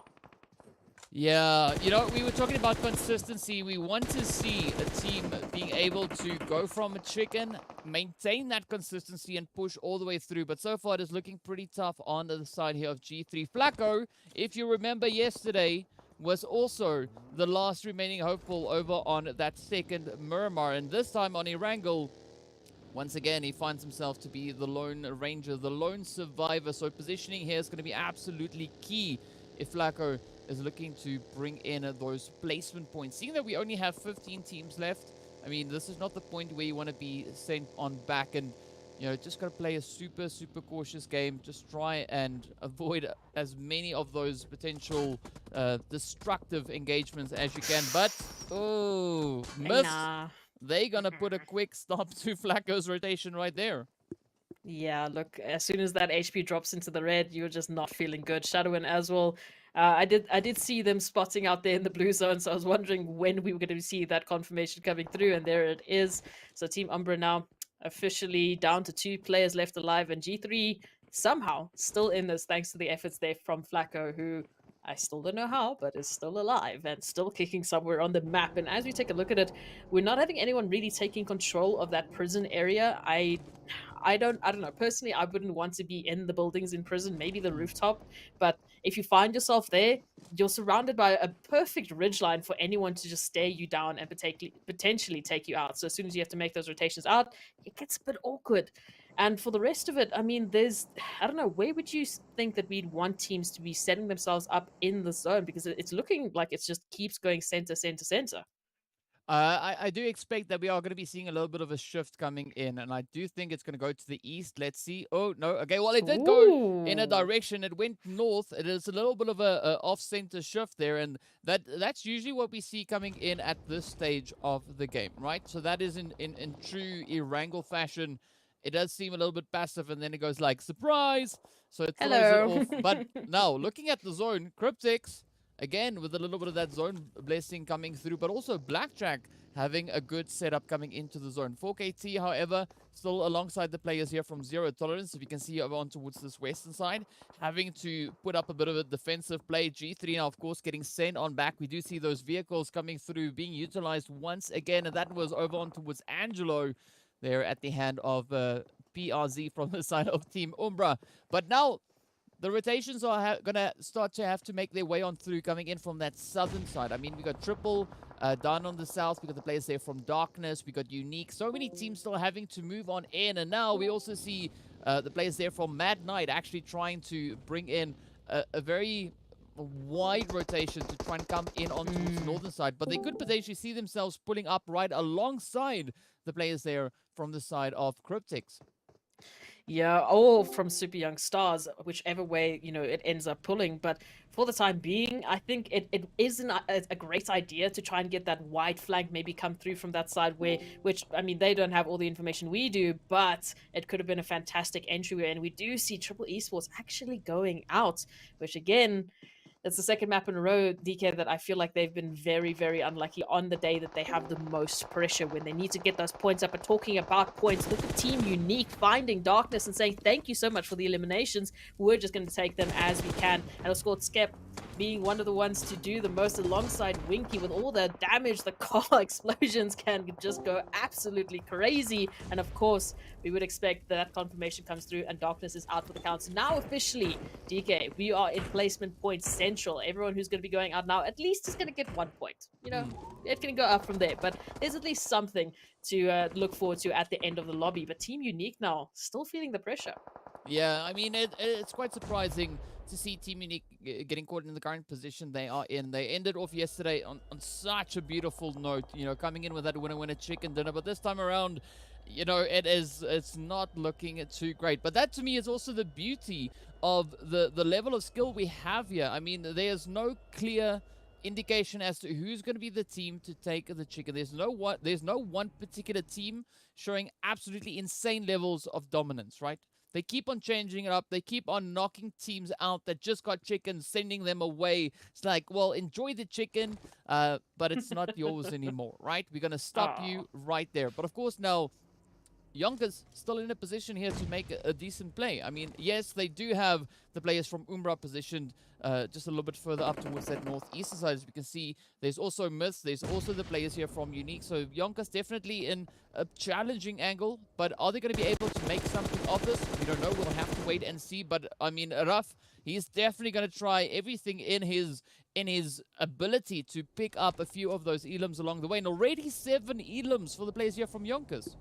Oh, you put out the challenge for YONKOUS and they said, thank you so much. We're definitely going to be taking it. So picking up those 7 eliminations, going forward into this one. But those confirmations coming through Team Unique now, unfortunately, back in the lobby and waiting for it. But I do think that now is the best time to disengage because that zone pulling all the way towards that eastern side and really, once again, favoring Blackjack Esports, favoring Mad Knights, who actually made their rotation past Super Young Stars, who were also just around the corner.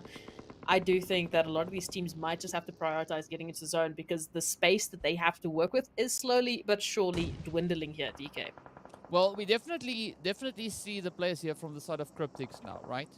Starting to bring in a very similar approach to what they did just yesterday when they picked up their chicken on Erangel. Again, rotating up from the northern side, just trying to kind of play that zone. So I'm curious to see how that's going to unfold. But for the time being, Myth and the players here from Mad Knight just going absolutely ham on each other. As we can see those confirmations now getting sent on through Myth. Of course, still rocking all 4 their players. One of the only teams still having a full squad in this lobby. But here we go. Farouk now quickly trying to deploy a few of those smokes to get the numbers back up into fighting form. But Virtual Gaming are going to be coming in from the side. As you can see, Petrox and the rest of the squad here now trying to play some edge game here. But look at the Cryptics. They're on the roll. They're getting ready to move. And with that, they find the first one right over on towards Broly.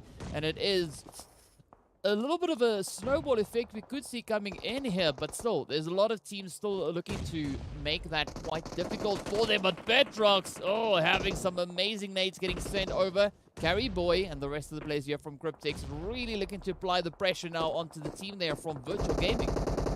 Yeah, look, Mad Knights and Team Myth had a bit of a headbutt situation there with the cars coming through, but now they've got so much more to deal with. Virtual Gaming turning their attention there to Cryptics, who are coming through, looking for the confirmations here. Petrox going down, and there it is. They are slowly but surely picking up those eliminations and making their way into absolute carnage town. As you said, very similar to what we saw when they picked up that winner chicken dinner. But is it going to be coming to fruition? Of course, Super Young Stars just watching all of this unfold before them, and Farouk in the smoke, hiding desperately, hoping there's no nades that are going to be spared his way. Virtual Gaming, though, now feeling the brunt of the action as Cryptics are fully focusing on getting them out for the count here. This might be an opportunity for Rook now to stand up and get a little bit of shot stake through to Carry Boy, but they have to make the connection, and it's just not quite there. Yeah, I mean, Cryptics, they are looking to clean it out as they now just move in. They clean up the players there from the side of Virtual Gaming. Of course, Mad Knight, the next potential role for them as the zone now heads all the way down to the south. You can see the players there from the side of Slime, 4KT, Blackjack, and YONKOUS fighting for a dominating position within the current zone. But Umbra still to rotate up. Cryptics as well as the players here from Mad Knight and the Super Young Stars having quite a bit of a challenge up ahead of them. Ah, there we go. Carry Boy delivering some beautiful action. Comes rolling on through right there with that vehicle elimination. And now we do see Carry Boy getting picked right on up. I mean, the players here from Cryptics right up onto those 10 elims, hitting those double-digit numbers.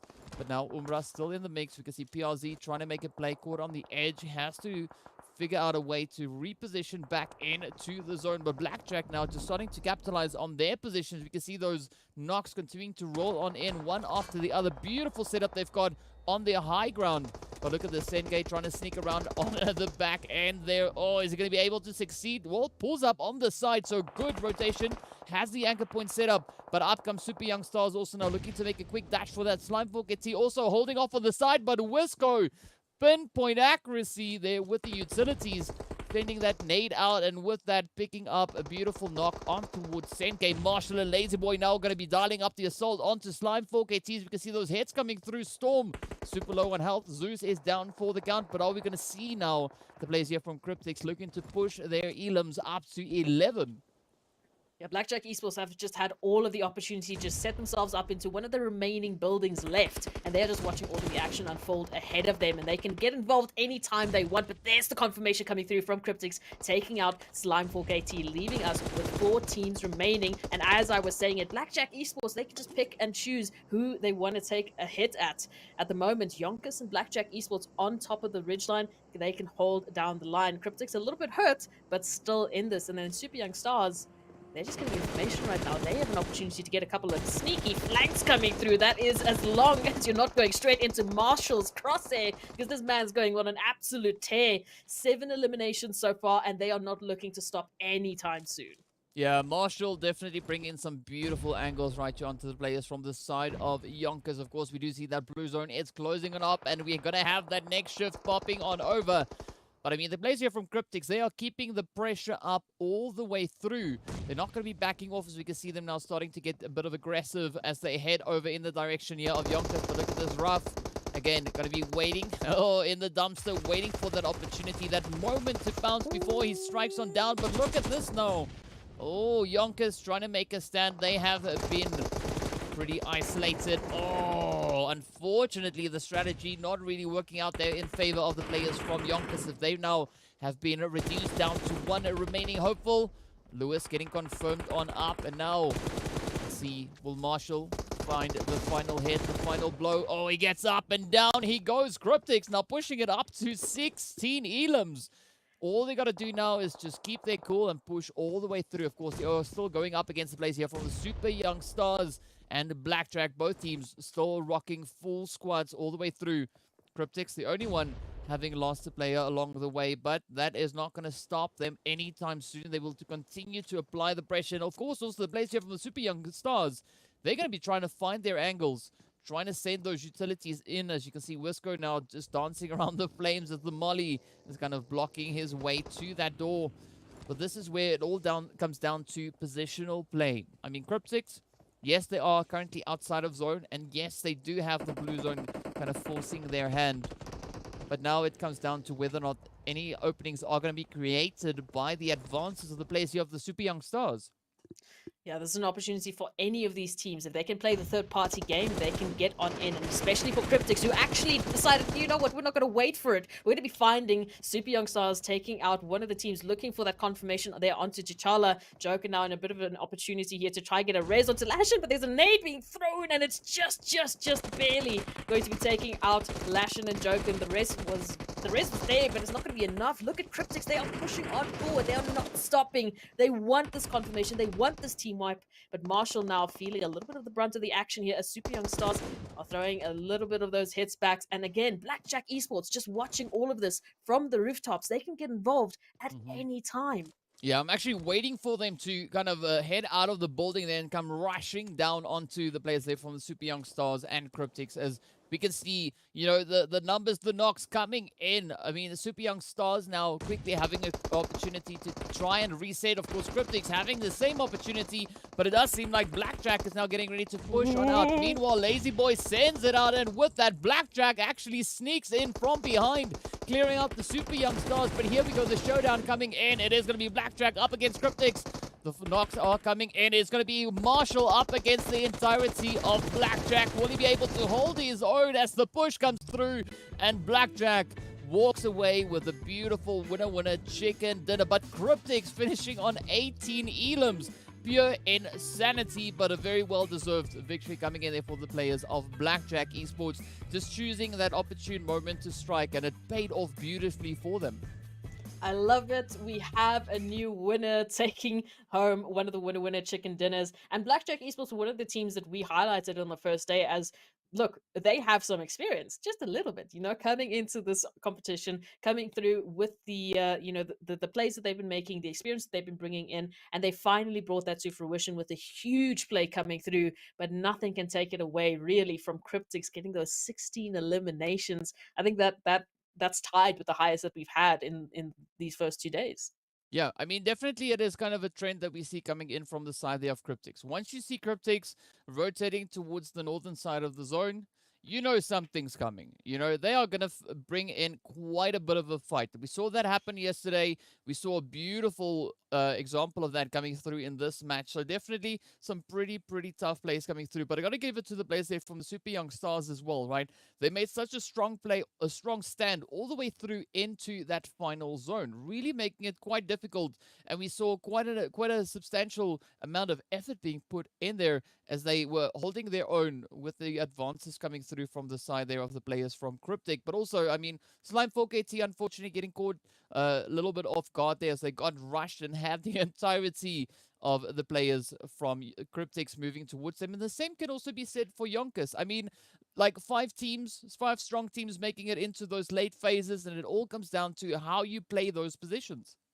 It does. And I mean, we've seen many times where the teams, they get those fantastic positions, they get themselves set up, they literally have the prime position, but it comes down to, okay, well, what happens when there's 6, 7, 8 teams around you? You can only shoot so fast. So how are they going to be handling that pressure, and how are they going to be setting themselves up to try and cover as many angles as possible? Again, at most, you've got 4 players to deal with, but at those points, sometimes the teams are down to dire straits. Sometimes they're down to those 3, those 2, those solo players trying to hold the line, and it can only get so far. But again, I'm loving the proactive decisions by some of these teams to take the fight to other teams, to not wait until their hand is forced or they're put into a position where they're getting third parties and it's too late. Like, making those proactive decisions is what's been getting Cryptics such success. It's why they are so close to almost getting 3 winner chicken dinners. They still have the highest. They still are getting some insane kills. So I think we need to be taking a closer look at Cryptics and their proactive decisions. Yeah. But some really good evolutionary plays coming through. But of course, with that, we are going to be taking a quick look at a few of the highlights from this past match.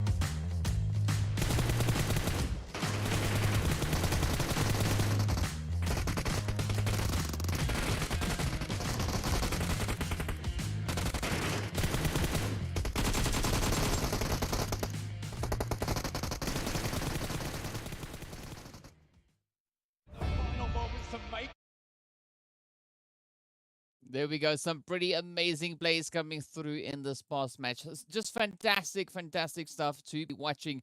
And this makes me so excited because I was talking about the evolutionary plays coming through, right?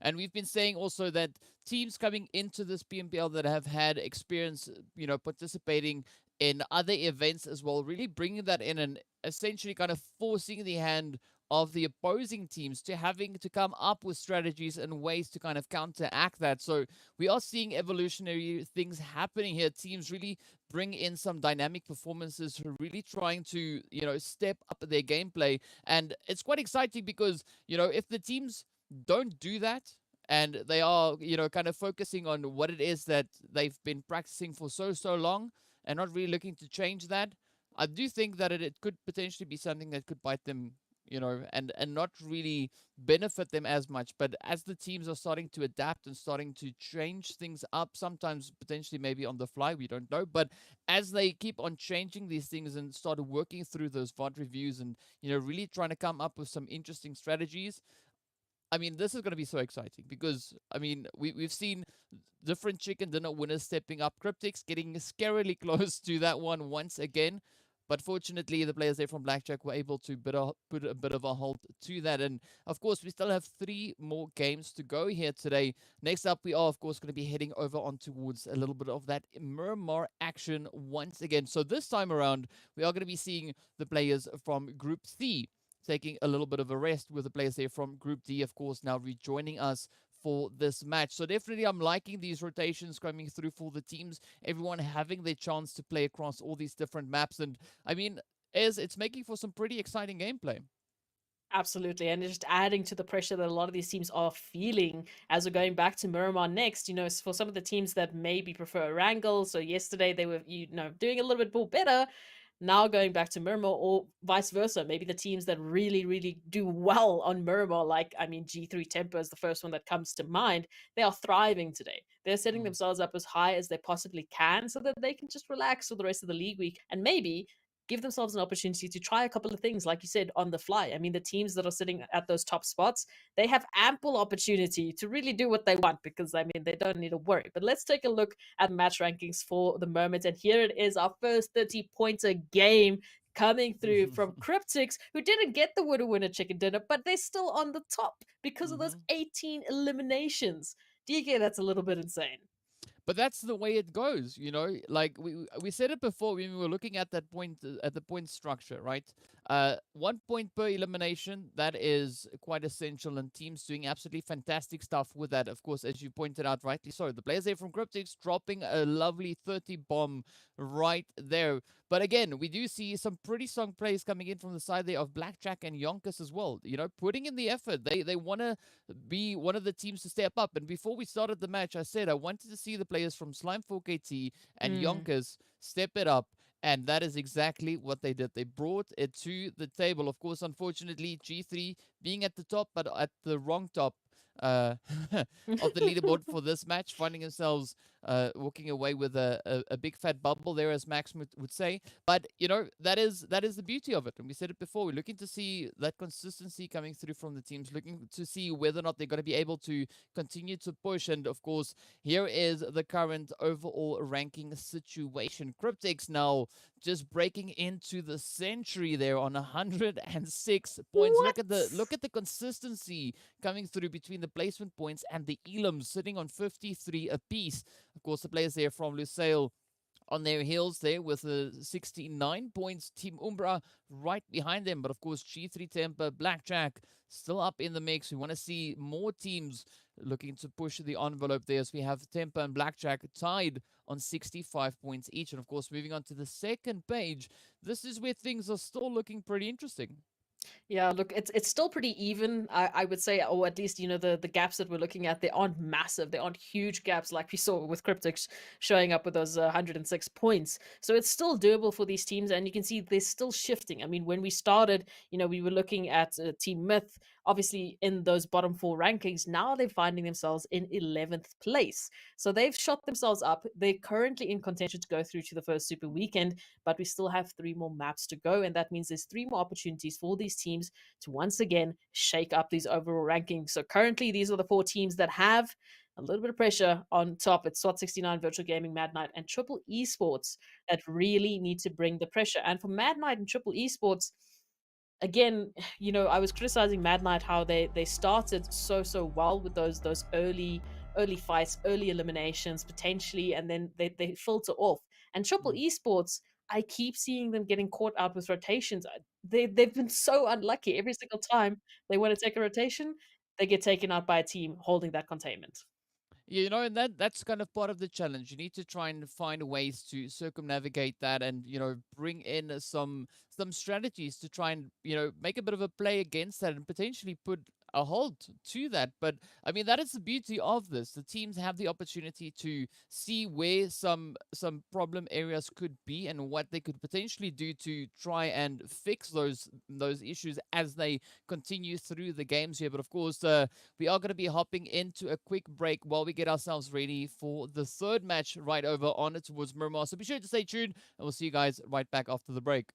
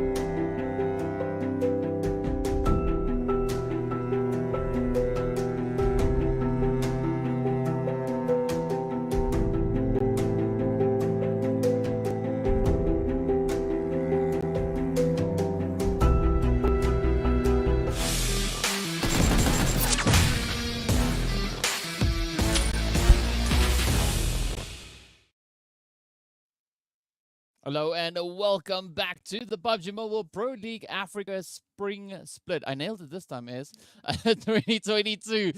We are getting ready to move into our third match. Now, if you're just joining us, you missed out on some beautiful action on our first Erangel and Miramar for the day. Of course, next up, we are going to be heading straight over to our second Miramar. And this is where things are going to get quite interesting, as the teams have had a little bit of an opportunity now to get a feel for what to expect coming into today. We did see some absolutely phenomenal elim counts being picked up there once again, with the players there from Cryptics ending it off on what that was 18. So some pretty amazing plays coming through once again. But now we look to see who's going to be the teams to step up as we make our way into our third match. But of course, we got to give a big shout out there to Monster Energy, our official energy drink partner for the PUBG Mobile Pro League. But here we are, a very southern flight path coming in here, and this is going to be quite an interesting shift we have, a different dynamic we have coming into this game. Yeah, looks like the flight wants to take it to Puerto Pares. They really want to go to a little bit of a a scenic route, but cutting off the bottom parts of the map. What's happening here? The zone is acting a little funny today. So now imagine, DK, imagine if that zone goes all the way north. Like, I mean, all the way to Campo, maybe towards Cruz de Val, Al-Hazar. Ooh, that would be painful for these teams. But let's take a look at it. It's going to come through shortly, and yeah, I don't know. What do you think? Honestly, I think we're going to have maybe a southern zone. I'm not quite sure. We'll have to wait and see. Yep, southern zone, called it. Oh, yes. Oh, Wow. yes. There we are. This is where things are going to heat up quite a bit, right? Particularly looking at the southern side of the zone, it does bring with it an entirely different kind of dynamic, because the terrain is not the same as we have elsewhere on the map. So I'm curious to see what the teams are going to be doing. Of course, we know on our first Miramar, the zone ended up just a little bit towards that western side of Los Leones. So I'm curious to see where it's going to be moving to this time around. But definitely, we do have a lot more congestion with regards to the positioning coming in for the teams here. Absolutely. I mean, when we took a look at our previous Miramar, we had quite a good spread. We had a few teams that were, as you said, quite blessed with the zone, namely Cryptics. This time around, it's maybe one or two teams, less than a handful of teams that really have to worry about their rotations, but it also gives them an opportunity to loot in absolute peace and serenity. So that might give them a bit of an edge going into the final zones. And I don't know, you mentioned the terrain, but really what we're going to be seeing is a little bit more of chaos coming through. We were talking about high rises, on the first Miramar. Some of the teams who had themselves set up on those ridge lines, they had perfect vision, perfect purview of what was happening around them, and it didn't quite come to fruition for them. So this time around, are you expecting the teams to, make those earlier rotations, just trying to find a good ridge line, trying to find a good, space on top of the mountain? Well, looking at the current space, the current options they have, I don't expect to see a lot of crazy rotations coming through, because there's already such a big concentration of teams positioned within the zone already. I do think once we get into those later phases, particularly moving into like the second phase, that is where we're going to be seeing the aggression getting dialed up, because teams will then want to improve their positions, get into a more ideal kind of positioning. So I do expect a lot of fights to be breaking out within the next zone shift. But of course, I'm also curious to see what the players from Intruder are going to be bringing in, as well as the team from the side there are SWAT 69, because we look over towards the point situation. They are currently kind of the gatekeepers alongside 1 million, right? They are currently a bit of a gatekeeping position, where they are, so situated in such a way where they need to be quite careful with how they play these matches, right? Yeah. Because if it's a bit of a tough show, it could be to their detriment. So they definitely have to try and play this one as perfectly as they can. Really be quite careful with those rotations. Try to make the best possible decisions that they can make. But one of the teams that have it a little bit more easy is the players here from Next Level. I mean, they are positioned over on towards Monte Nuevo. It's not necessarily in zone. They are relatively close to it. I mean, not a lot of distance for them really to cover to make it up into that zone. But also Next Level also being one of the teams that we see a little bit further up the leaderboard. So they're not feeling as much pressure on their shoulders for the time being. Oh, absolutely. And there's many other teams that really, as you mentioned, have to be putting on their full focus hats into this one. Because if we're not seeing, as you mentioned, at least SWAT 69, who are 4 points behind that threshold of 1 million, who are sitting on 29, make that impact, make that difference to get themselves up into safety. You know, it's getting down to 2 maps, and for some of these teams, they've only got one more map with the groups, switching out in and out. So I do want to see that happen today. I also want to see, we were talking about Group D and E, which I mean, one of them being YONKOUS, who are finding a couple of eliminations to start us off with. Hopefully, finding some success here and getting that winner chicken dinner, because we like change. We like a little bit of difference. We like a little bit of competitive spirit. We don't want all of the chickens to go to Cryptics. They've been a little selfish up until this point. We need to share a little bit. So let's see if that's going to actually come to fruition here. And oh wow, Petrox, that is some impressive climbing skills. Yeah, but see, this is one of the few instances where sharing is not caring, right? The teams will just have to, focus on what their strategy is coming into the lineup here, coming into the match, and of course, Petrox quite separated from the rest of his team. Feeling a little bit brave, tapping over on towards the players there from Team Umbra. We can see trying to push a little bit closer to the outskirts there of Los Leones. Shadowwind and the rest of the players now making their way on in. But I mean, I wouldn't be too surprised if we did see the players here from Umbra just setting up a bit of a gatekeep angle. I know they are well situated within the zone, but I'm talking about moving into those later few phases. Because Virtual Gaming taking a very exposed kind of play here. Yes, they do have the ridge lines that they can rely on for coverage, but Umbra, they are, right here up upon the compounds, which could provide either an advantage or disadvantage, or maybe it's just neutral. We'll have to wait and see how this kind of unfolds.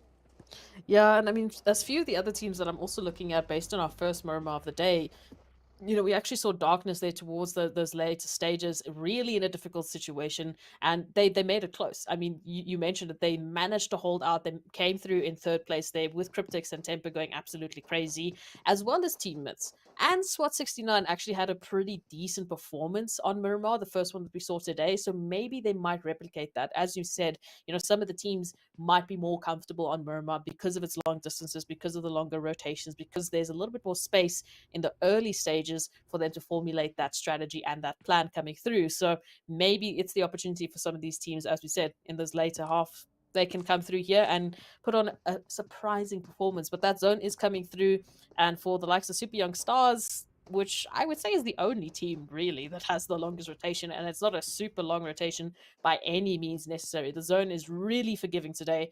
Coming through from El Pozo, that's the furthest that I see any team having to make a rotation. So some pretty good space. But DK, what's happening on our screens right now? Well, looting phase, right? We do have Triple Esports here, having pushed up a little bit closer to more center zone. We do see Winky here from the side of Team Unique, just playing the quiet hide-and-seek game, while the rest of the team is looking to move into position, coming in. Now, Team Unique having some great success on Erangel yesterday. We're looking to see what they are going to be bringing over on towards Miramar, as it does present a few challenges of itself. But, I mean, DMX definitely going to try and mix things up, going to try and send those utilities through, looking to create a bit of an opening.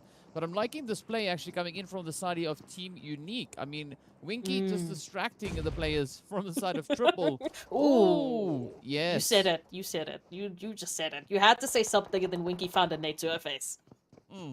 But, I'd like to see the players from Unique actually move in and tighten that position a little bit more on towards Triple, because they got them in such a beautiful position here. We got AWM, we got Thor, we got DMX, we got Master, all positioned over on towards those hills, and we are going to be seeing a lot of the terrain being utilized between both these teams. But of course, I'm pretty sure that we're not going to be having much happening as Winky has been sent away, but it does seem like Triple Esports are going to be looking to dial up the pressures. They find one knock, find the second one, and now,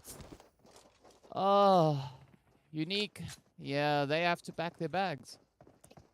Unfortunately, but also fantastic work for Triple Esports. You know, I've been waiting for them the entirety of today to have a little bit of success and to show us that. And this first fight, this first engagement is the start of that. Potentially, if they can just carry through this momentum, we might very well be seeing an upset here towards the later half of our last day of league play. So again, it's weird that how that turned around, because I agree with you. I thought Team Unique were going to take it. They had the ridgeline, they had the information. Winky was fantastic bait. It just didn't come to fruition here. But hey, I guess that's just sometimes how the cookie crumbles. Yeah, and unfortunately, it is the second match, the second time on Miramar that we do see the players there from Unique being the first one getting sent back. So definitely hoping to see a little bit of improvement coming in from the side there of the players from Team Unique. But of course, we'll have to wait and see whether or not that is going to be the play. They still have one more Miramar to go. So, you know, not all hope is lost for them just yet. They have an opportunity to still maybe make a few adjustments and, you know, rectify a bit of a tough play that they've been experiencing so far today. Of course, the players here from the side of INTRUDER also now just going to be trying to, you know, bring in a few of those elims. As I said before, INTRUDER currently in a position where they are also still in need of points.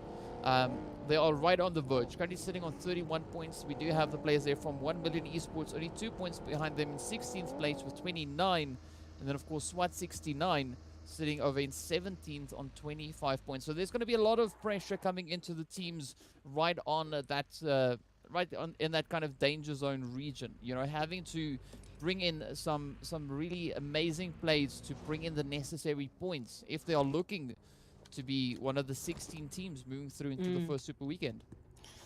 Yeah, I'm so keen to see who's going to be those Super Weekend players, because I feel like as you've mentioned, you know, we've been talking about it off stream, a very different game that will be coming through, because at this point in time, you know, the teams just need to get into the top 16. They don't need to go hugely invested into the gameplay. Obviously, you know, maybe your teams that are closer to the bottom, they'd want a little bit more padding between them and the threshold just to alleviate some of that stress, because myself and I would be extremely anxious if I was the 16th team, you know, just making it in by the skin of my teeth.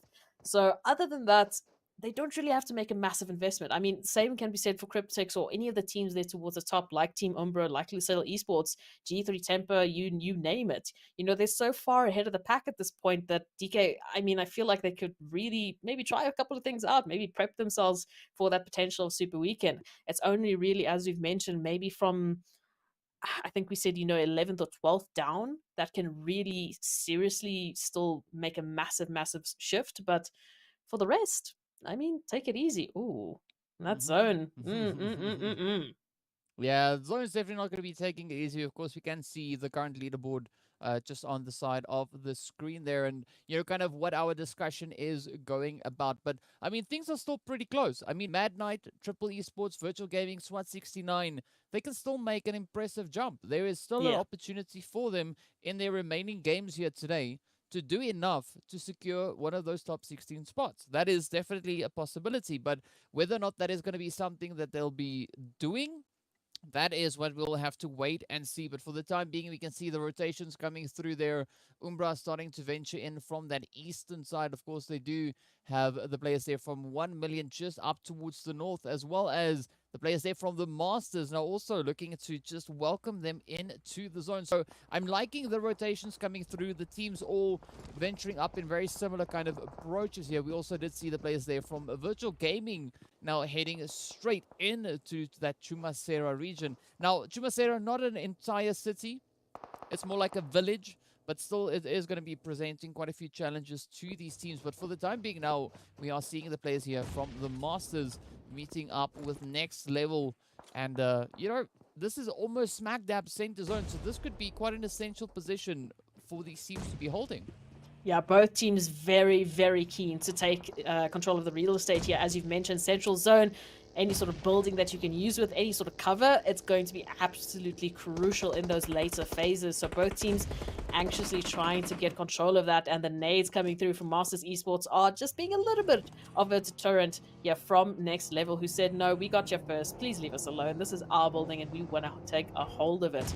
Now, I mean, how did how did they actually take hold of this? Because any sort of entrance that they're going to be holding, any sort of entry they take into that building, next level have on lockdown, and it looks like they might be considering just disengaging from this and taking a ridgeline hold there instead, because next level have all of this on lockdown and they're not letting go of it anytime soon. And I don't know, DK, holding the ridge line instead of a building, it's unfortunate, but it might be the safer option at this stage. Yeah, on a map like Miramar, that could be a wise decision to be making. You know, we'll have to wait and see where these teams do decide to go, but we also now have Intruder and Triple Esports having a bit of a fight over on towards that eastern side of the zone, while we have Blue Zone closing up momentarily. But I'm actually watching the players from Slime 4KT still rotating into the zone. And we also see the entirety of the northern phase, a northern region rather, being completely open for the taking, as we can see it on the screen there. We have Slime 4KT on the approach. We've got those lovely drops up in the north there as well. I don't think it's going to be too essential, but coming in along that path could be a good approach to make it in. And now we're having that zone taking an extreme shift down towards the south. You know, this is where Lusail and the players from Cryptics, as well as the team coming through there from the side of Virtual Gaming, find themselves in a beautiful setup. But it's still going to be quite a bit of a challenge because, I mean, there's 15 teams left, 58 players still remaining.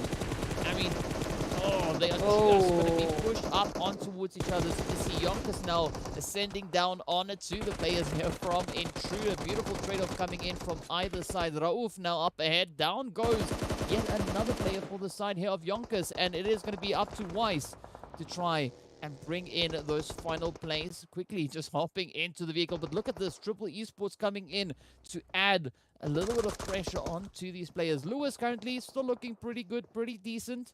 But here we go, Weiss now looking to see if he can find that angle on towards Triple. I'm liking this third-party approach play coming in here from the players of Triple. But I don't think Weiss going to make it. No, down he goes as the players here from Triple Esports sends them off. And, well, now we are down to 15 players.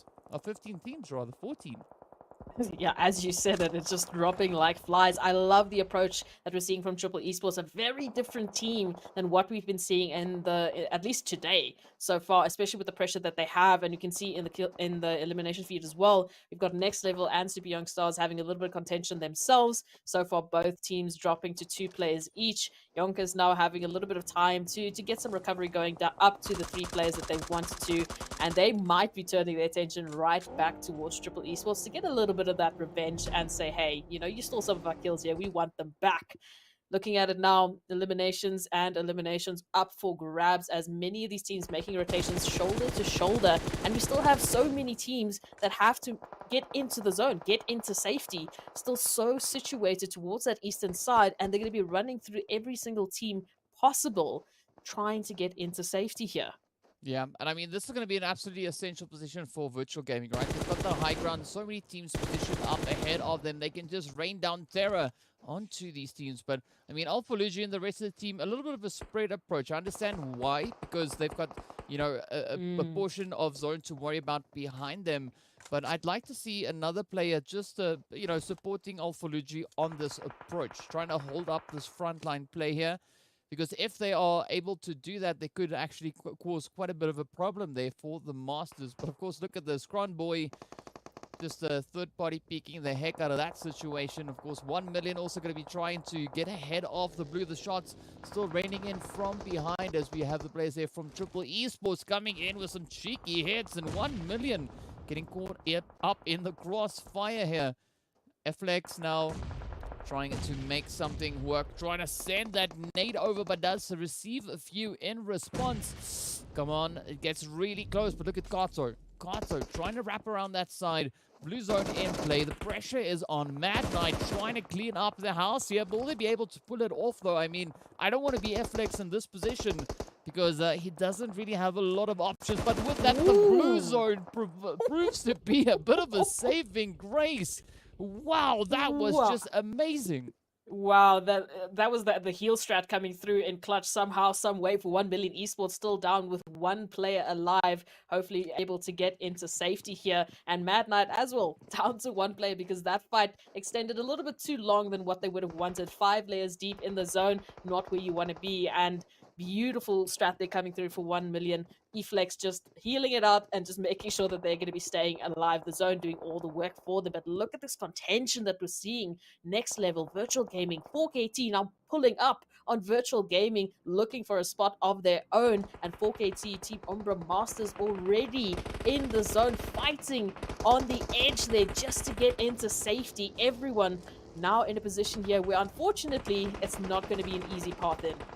Yeah, it is going to be quite a bit of a challenge, particularly now that the zone has shifted up on towards the north. And now it's going to be a bit of a fight here to play King of the Hill. But I mean, the players here from Virtual Gaming, a very interesting position. They just need to try and utilize the heck out of that play. But here we go now. Super Young Stars also start to venture up onto those hilltops. Cryptics making a very slow rotation towards the north, not having too much ground really to cover. You know, there's no dire need for that. But we do see that the kill feed really starting to light on up as the players from Slime 4KT are also trying to establish a bit of a position. Next level, also now still trying to figure out where exactly it is that they want to go. As we see Lusail, getting ready to get a bit aggressive. Next level, cooking up the nades, sending it out. But so many teams now still just sharing the position here up on the hill over in towards this northwestern territory. And I mean, the pressure is going to be high. This is like a little bit of a city fight breaking out. And with that, of course, YONKOUS, we say goodbye to them as they get sent away. We are down to only 11 remaining teams. 10 remaining teams as Darkness also gets sent on off. But here we go, the pressure starting to build. Teams not wanting to expose their positions unnecessarily. Next level, just holding strong. Lusail also don't want to do anything where they put themselves in a bit of an uncomfortable position. As we see Watson holding up on the roof. Next level, still trying to find a good approach here. I mean, yes, they are utilizing the hard cover for the time being, but once this next zone comes in, they're going to have to make a potential shift. And of course, we do see the players there from Cryptics now also starting to come in from that southern side as the team from Umbra also make their way back into the lobby. And 9 teams now remain left to fight it out for this winner chicken dinner. And a lot of space to work with here, and of course Cryptics finding SWAT 69, and still it seems like the tables have been turned here for next level, because yes, they have the hard cover as you've mentioned, but they might have to make that rotation all the way to Cryptics, and time is of the essence. They do not want to be caught out here, but Lusail just holding the line, not wanting to give next level any sort of space to maneuver or give them any sort of opportunity to get out of the situation. They want some eliminations to be confirmed, and Cryptics just want to make sure that SWAT 69 are sent back to the lobby, and that might be it for them. Masters Esports now feeling a little bit of pressure as well, but Lusail so ready to take this pressure, so ready to take the trigger to get on into the building here, but Unknown holding that doorway, making sure that they do not have an opening. Well, I mean, we did see a crazy zone shift coming through there as well. We can see the players, of course, now from Cryptics. Now, the only team currently in zone, we can see a little bit of that on the mini-map, but the rest of the lobby positioned to the north of the zone. Everyone now having to reposition, relocate, and make their way back up in towards the zone. We do see a few players getting ready to potentially hop into a vehicle or two. Of course, there we have now Slime 4KT Storm getting ready to push, getting ready to advance. But it is going to be quite a bit of a challenge. And I mean, Cryptics already just reading this whole situation, setting themselves up so beautifully. As you can see, Senka and the rest of the team already now just holding those angles. But of course, this is 6-phase blue zone. This is going to be absolutely devastating if the teams are not able to get ahead. But look at this now. Cryptics, they are going to be on the receiving end. They're just going to be sitting there, just welcoming everyone to their zone. So much so that we see only Senkai being the player that is currently situated within zone. The rest of the team actually pushing further forward to go out looking for more of those elims. But next level, Lusail, finding themselves in a bit of a tough spot. Masters also now biting the dust. And here we go. Storm rotating up to the edge, getting picked up. Nowhere really left to go as we see Lusail and Cryptics comes raining on down on towards them. Watson now trying to make a bit of a stand, bit of a play. But look at this position. Look at this whole region. Oh, the players here from Virtual and Slime also now just going to town on each other. Oh, but with that Slime 4KT reign supreme in their fight. But with that, it is down to the last 3 remaining teams. And of course, Cryptics, they're not going to be backing out of this one. They send Slime4KT back. And it is now what is left of the side here of Lusail. As we can see, it is Wanted and Watson up against the entirety of the squad from Cryptics. Oh, easy pickings. And there we go. Cryptics adding yet another chicken dinner to their belt, just raking them in an absolutely fantastic play. They got so close in the previous match, and this time around they stepped up to lock that one in, bring it home. Fantastic performance by Cryptics once again. And they had everything going in their favor there. I mean, yes, we saw Lusail and 4KT having a little bit of, a little bit of contention. Next Level was involved just shortly before. But what were they going to do after that fight? They have to run into zone. And the only way into zone is into a wide open field that Cryptics just have full purview of. They're just sitting and waiting. They're like, come on, bring it more to me. I want it. And Cryptics really just perfect positioning there towards the end. They really found the optimal position. And I feel like we've been having sort of a blessed Cryptics day. I don't know. I keep waiting for you to say hashtag blessed for Cryptics because all of the zones keep moving towards them. It feels like it's just perfectly going for Cryptics here. I mean, first the 18 kills that we saw coming through, now getting their third win. I can't even say this. Their third winner chicken dinner. Yeah, Come I on. mean, they're on a roll, they're on a roll, but also it's the experience that we see coming through here. They took their time yesterday. They flexed a little bit with those 2 chickens, just like I said before, reminding the teams who they are. Just like we're here. Don't forget about us. And now coming into today, exactly, they come in and they're like, you know what? Let's style it up a little bit. Let's make it a little bit more challenging. Let's see how these teams can cope with all these different plays. And I mean, Cryptics, they were quiet for quite some time during that match, right? Just playing the zone, playing the position. They came in, they snuck in on that southern side of the zone, moving up towards the north because everyone was so focused on those buildings in Chumacera, and that was absolutely prime positioning for Cryptics. They just sat back and they were like, well, thank you so much, and just went to town, taking down everyone up ahead of them. And, well, fortunately for them, that was everyone else who was left in the lobby. I still can't actually understand how perfectly that really went for Cryptics because I was just sitting and watching it back. I was like, cool, Lusail, they might win this fight, but they have to do the exact same thing that 4KT did and get sandwiched between, Cryptics and Masters, who then got taken out by Cryptics. And then Cryptics was like, well, we can just sit and watch you. Thank you very much. I mean, beautiful performance coming through from Cryptics. Exactly what you needed. A polished execution there towards the final zone. And I can't even fault them for anything that they did. Well, let's have a quick look at the highlights from this past match, just to remind you how awesome it was and what Cryptics actually did.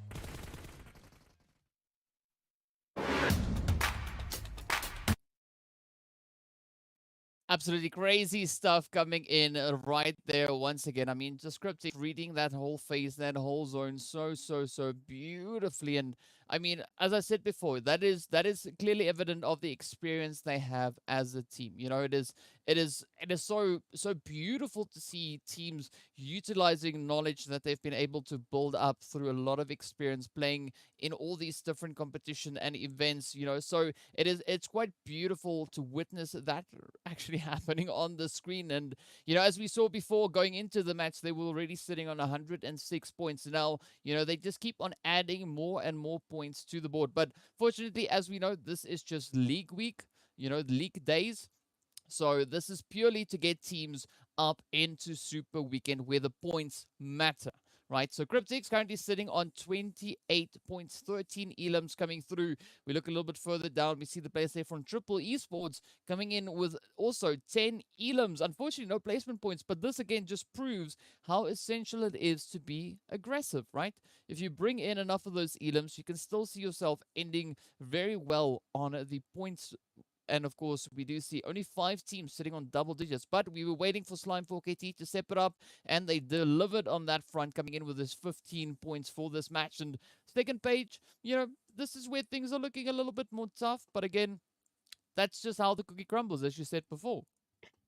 Look, I think you're sugarcoating it a little bit there with the cookies, but it's looking very dire for the teams that are sitting in those bottom 4 spots, right? Especially I was looking at Intruder, I was looking at SWAT 69, who I thought were very, very close to getting through into that threshold. And you mentioned Intruder wanted a little bit more points because they were so close. And now with this performance coming through from the rest of the teams, like YONKOUS, they've kicked them out into those bottom 4 spots. So now we've got Intruders, we've got SWAT 69, Triple Esports, Mad Knights, if my calculations are correct, that are in the danger, that are in the dire straits that they need to now perform absolutely out of their minds in these last 2 maps if they get a chance to play, because of course we know groups are swapping in and out. Yeah, next up we are going to be seeing the players from Group B sitting one out. But let's have a look and see what the overall ranking situation currently is, right? Because we were talking about calculations and looking to see where we Math think is the hard. teams are, right? But of course, as we can see, the players from Cryptics, no doubt of where they are. Currently sitting up in pole position on 134 points. Of course, Lusail right there up alongside them, sitting on 85. So we still have one more game to go for Cryptics, Lusail, Team Umbra, and the players there from Darkness, right? One more to go, and then they are done for the day. The rest of the teams still having 2 more opportunities to go, right? Next up is going to be Erangel. After that, the final match of the day, which will be right back over on towards Miramar once again. So we could still see quite a few changes coming through on this front, with teams having their final opportunities to establish themselves, bring in those necessary points.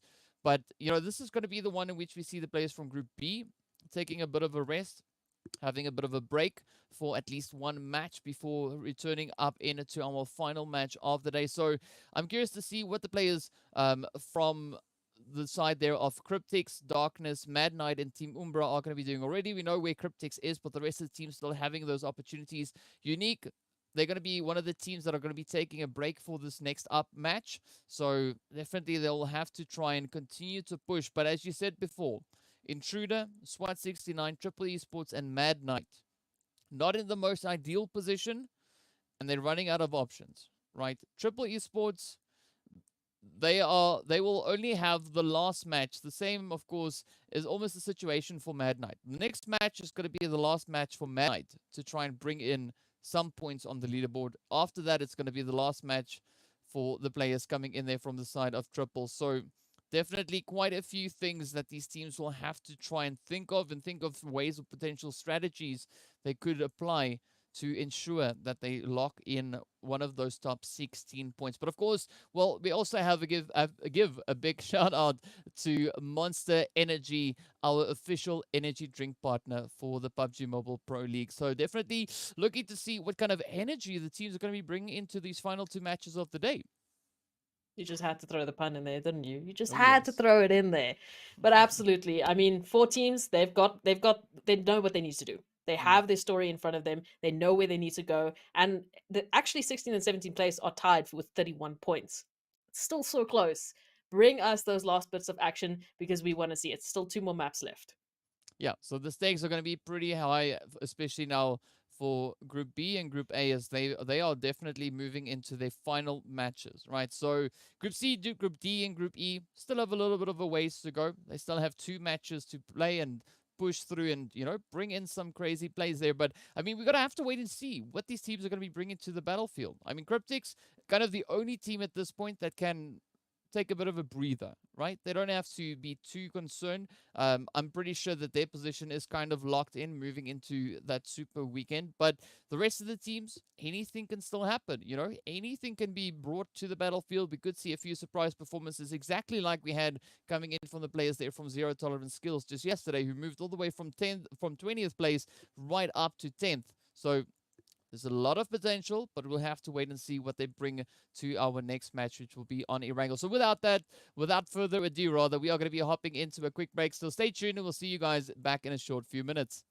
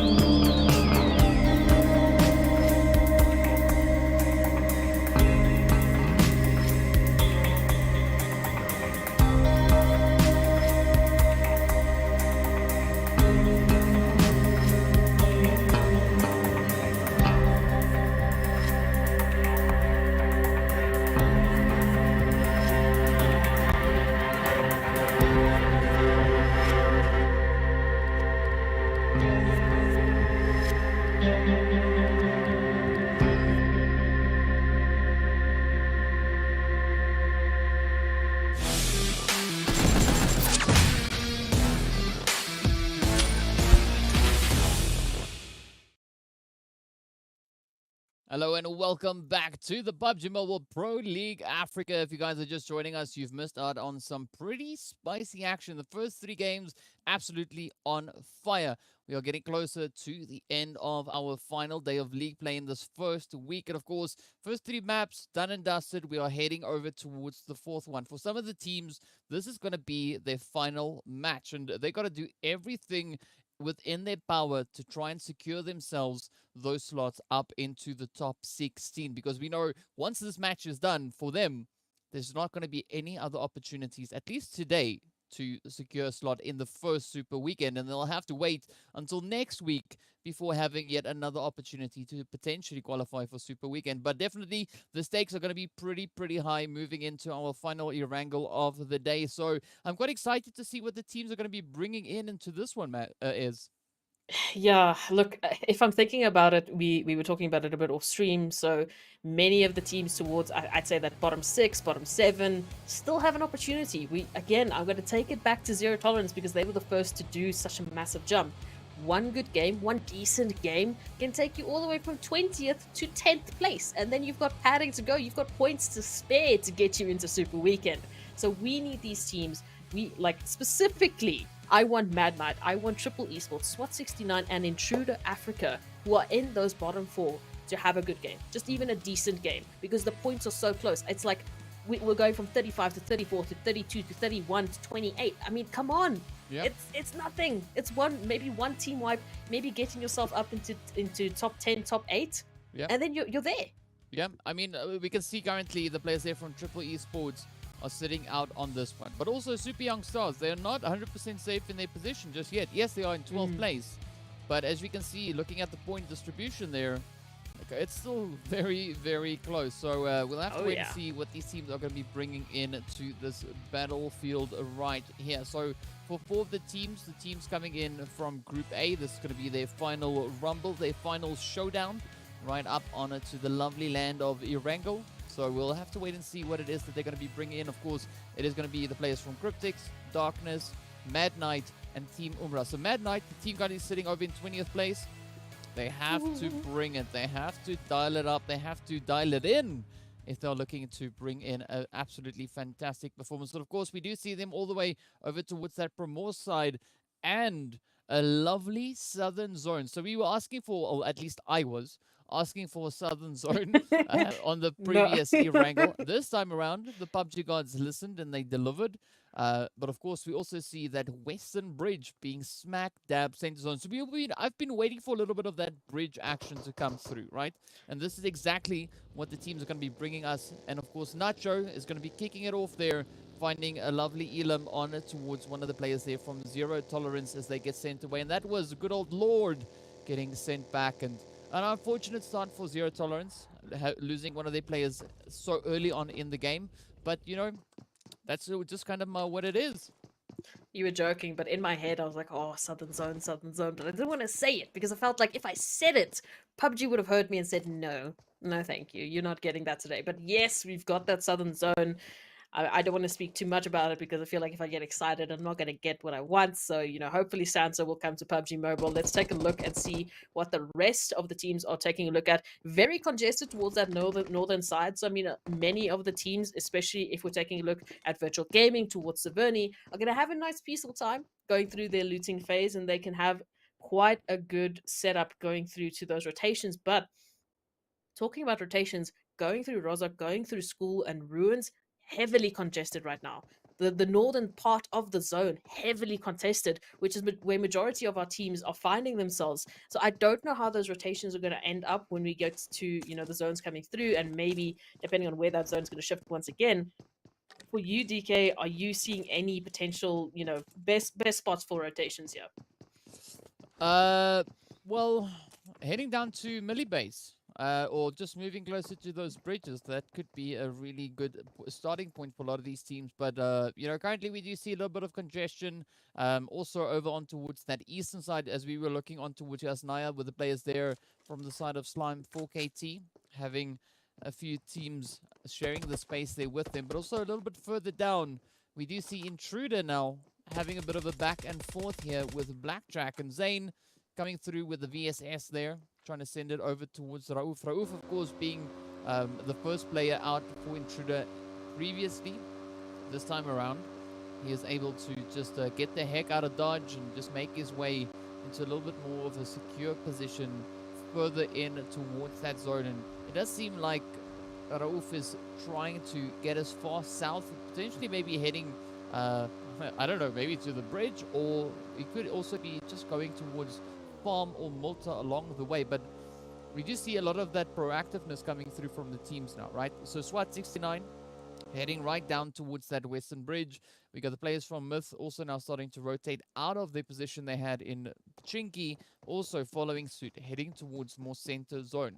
Meanwhile, up north, Cryptics, they just having a very chill moment. 1 million also up there, North George, just taking it very cool, calm, and collected. And, you know, the team's not being too hastily with their rotations just yet. Just going through the looting phase. They still have a bit of time. But I do think once the teams really start converging into zone, things are going to start heating up, particularly for the teams that are in need of points. And I mean, we said Mad Knight going to be one of those teams, but they are in a really good setup for the time being of in towards Ferry Pier, Primorsk. You know, it's quite a comfortable position for them to be in.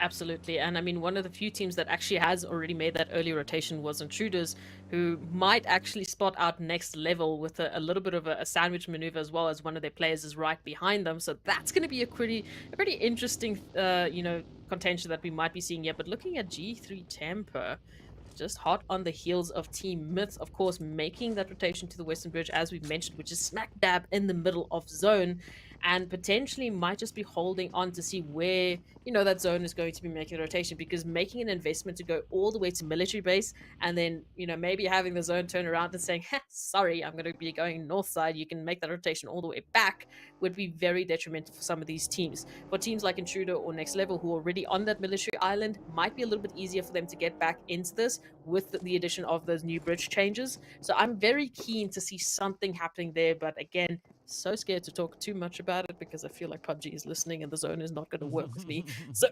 moving on, if we could just not ignore what I've just said, Next Level and Intruders, are you also seeing the weird split that we have with Allah still there towards Lipovka, prison, and then half of them towards military?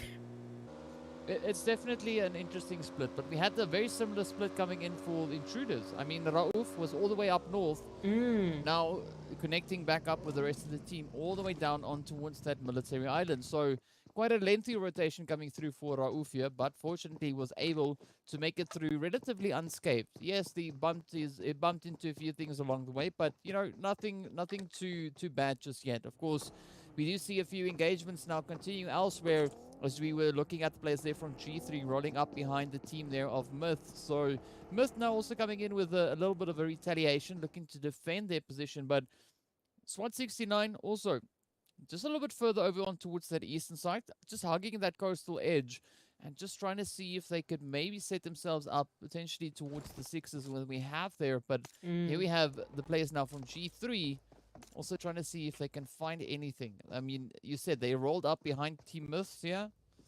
And it does seem like Myth kind of heard them rolling on through, turned around and said, you know what? Might as well. If not, why not? And I love that you mentioned SWAT 69. I'm actually staring at the position that they're holding right now. That ridge line there by the bridge, beautiful visibility, not only towards the mainland, but also what's coming through from the bridge. So depending on either way, whichever way the zone is going to be pulling, they have such a fantastic position to just hold the containment for the teams making their rotations through, that they could potentially start picking up a couple of kills as teams are trying to, find a little bit of safety. And if we're talking about safety, can we talk about Masters Esports still finding themselves within the zone, taking a good old sweet time trying to rotate in, but they have to go straight through Slime 4KT here, DK. I don't know about you, but that's the last team that I want to be fighting if I want to get into safety. Yeah, it is going to be a pretty challenging play, whichever way they take it. But we do see a lot of teams also now just hugging the edge of zone. I mean, Climb, yes, trying to rotate up. We do have our lovely point of contention right here between Myth and G3. But if we look at the rest of the map, we see 1 million all the way up north. They do have the players there from the side of Virtual Gaming rotating in right behind them. And then, of course, Cryptics still taking it to cool, calm, and collected. Yes, they've been able to establish a little bit of a position within zone, but nothing too crazy, nothing too hectic. I do think they're waiting till those later phases before they really start dialing it up. But I mean, looking at Intruder and Next Level, they are still positioned on that military island. Next Level also coming through with that rotation, as we can see. Allah, you pointed him out before, just trying to wrap around the main island there, trying to push up and rejoin back onto the military island. But it's going to be interesting because Next Level and Intruder actually in a quite a surprising position. They could potentially be pushing up from that southern side. For the time being, the zone is 50-50 between Millie and that main island. So it could still take a swing in either of those directions. You can, of course, see the players here from 1 million frantically scanning the region. They did hear some vehicles off in the distance. They might potentially have spotted the players there from Virtual Gaming, but they're not taking any well, outlandish decisions just yet, right? They're trying to play it as best they can. And that is kind of a trend we see. Yes, a lot of that's kind of what we see coming in from a lot of the teams. They want to try and survive as long as they can. And I mean, it's also often that we see quite a large number of teams making it into those later zones. Absolutely. And again, I want to go back to SWAT 69, smack bam in the middle of zone, and smack bam in a fantastic position once again, just to watch what's going on around them. I do still see half of Cryptics still there towards Georgia Pool, so I'm wondering what's happening there. Maybe they're not quite looted up as to, you know, their preference, but either way, they don't seem to be. They have no reason to be stressed. I don't even know why I'm looking at them. They're perfectly fine with their points. Team Umbra as well, fairly, you know, set up. If we're taking a look at their overall ranking, sitting in third place, but they're happy to take a couple of kills away from, you know, potential other competitors that are looking to get themselves in that top 16. And of course, I do want to point out, you know, Next Level Intruders have been joined by the hip all the way from prison. I was watching that rotation. Now, you know, making that split and trying to get into zone, and now, unfortunately, Allah not even making it to the rest of the team, as we do see the knock coming through.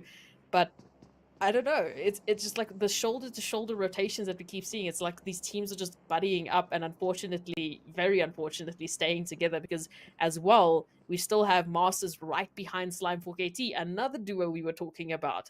So I don't know. It feels like we're having some car chases going down. We haven't seen car parks on fence yet, but we're seeing car chases at least. Well, you know what they say, great minds think alike, right? So that's what we have happening here. Teams finding a very similar kind of rotation up in towards the zone. It does result in some pretty exciting plays as they do a little bit of those drive-by engagements, but we also now have a nice positioning of a lot of teams currently set up within the zone. I mean, we've got Virtual Gaming coming in from the north. We've got the players from Darkness currently on screen, just positioned right there on the coastal side. And of course, Slime 4KT also just managing to make it into zone, but quickly turning around, bringing in those swivel plays, trying now to put a bit of a stop to the players here from the Masters. We can see Ban also cooking up a little bit of a nade, trying to send it over Aimer. Quickly putting up a much-needed med kit. Oh, there we go, just in the nick of time.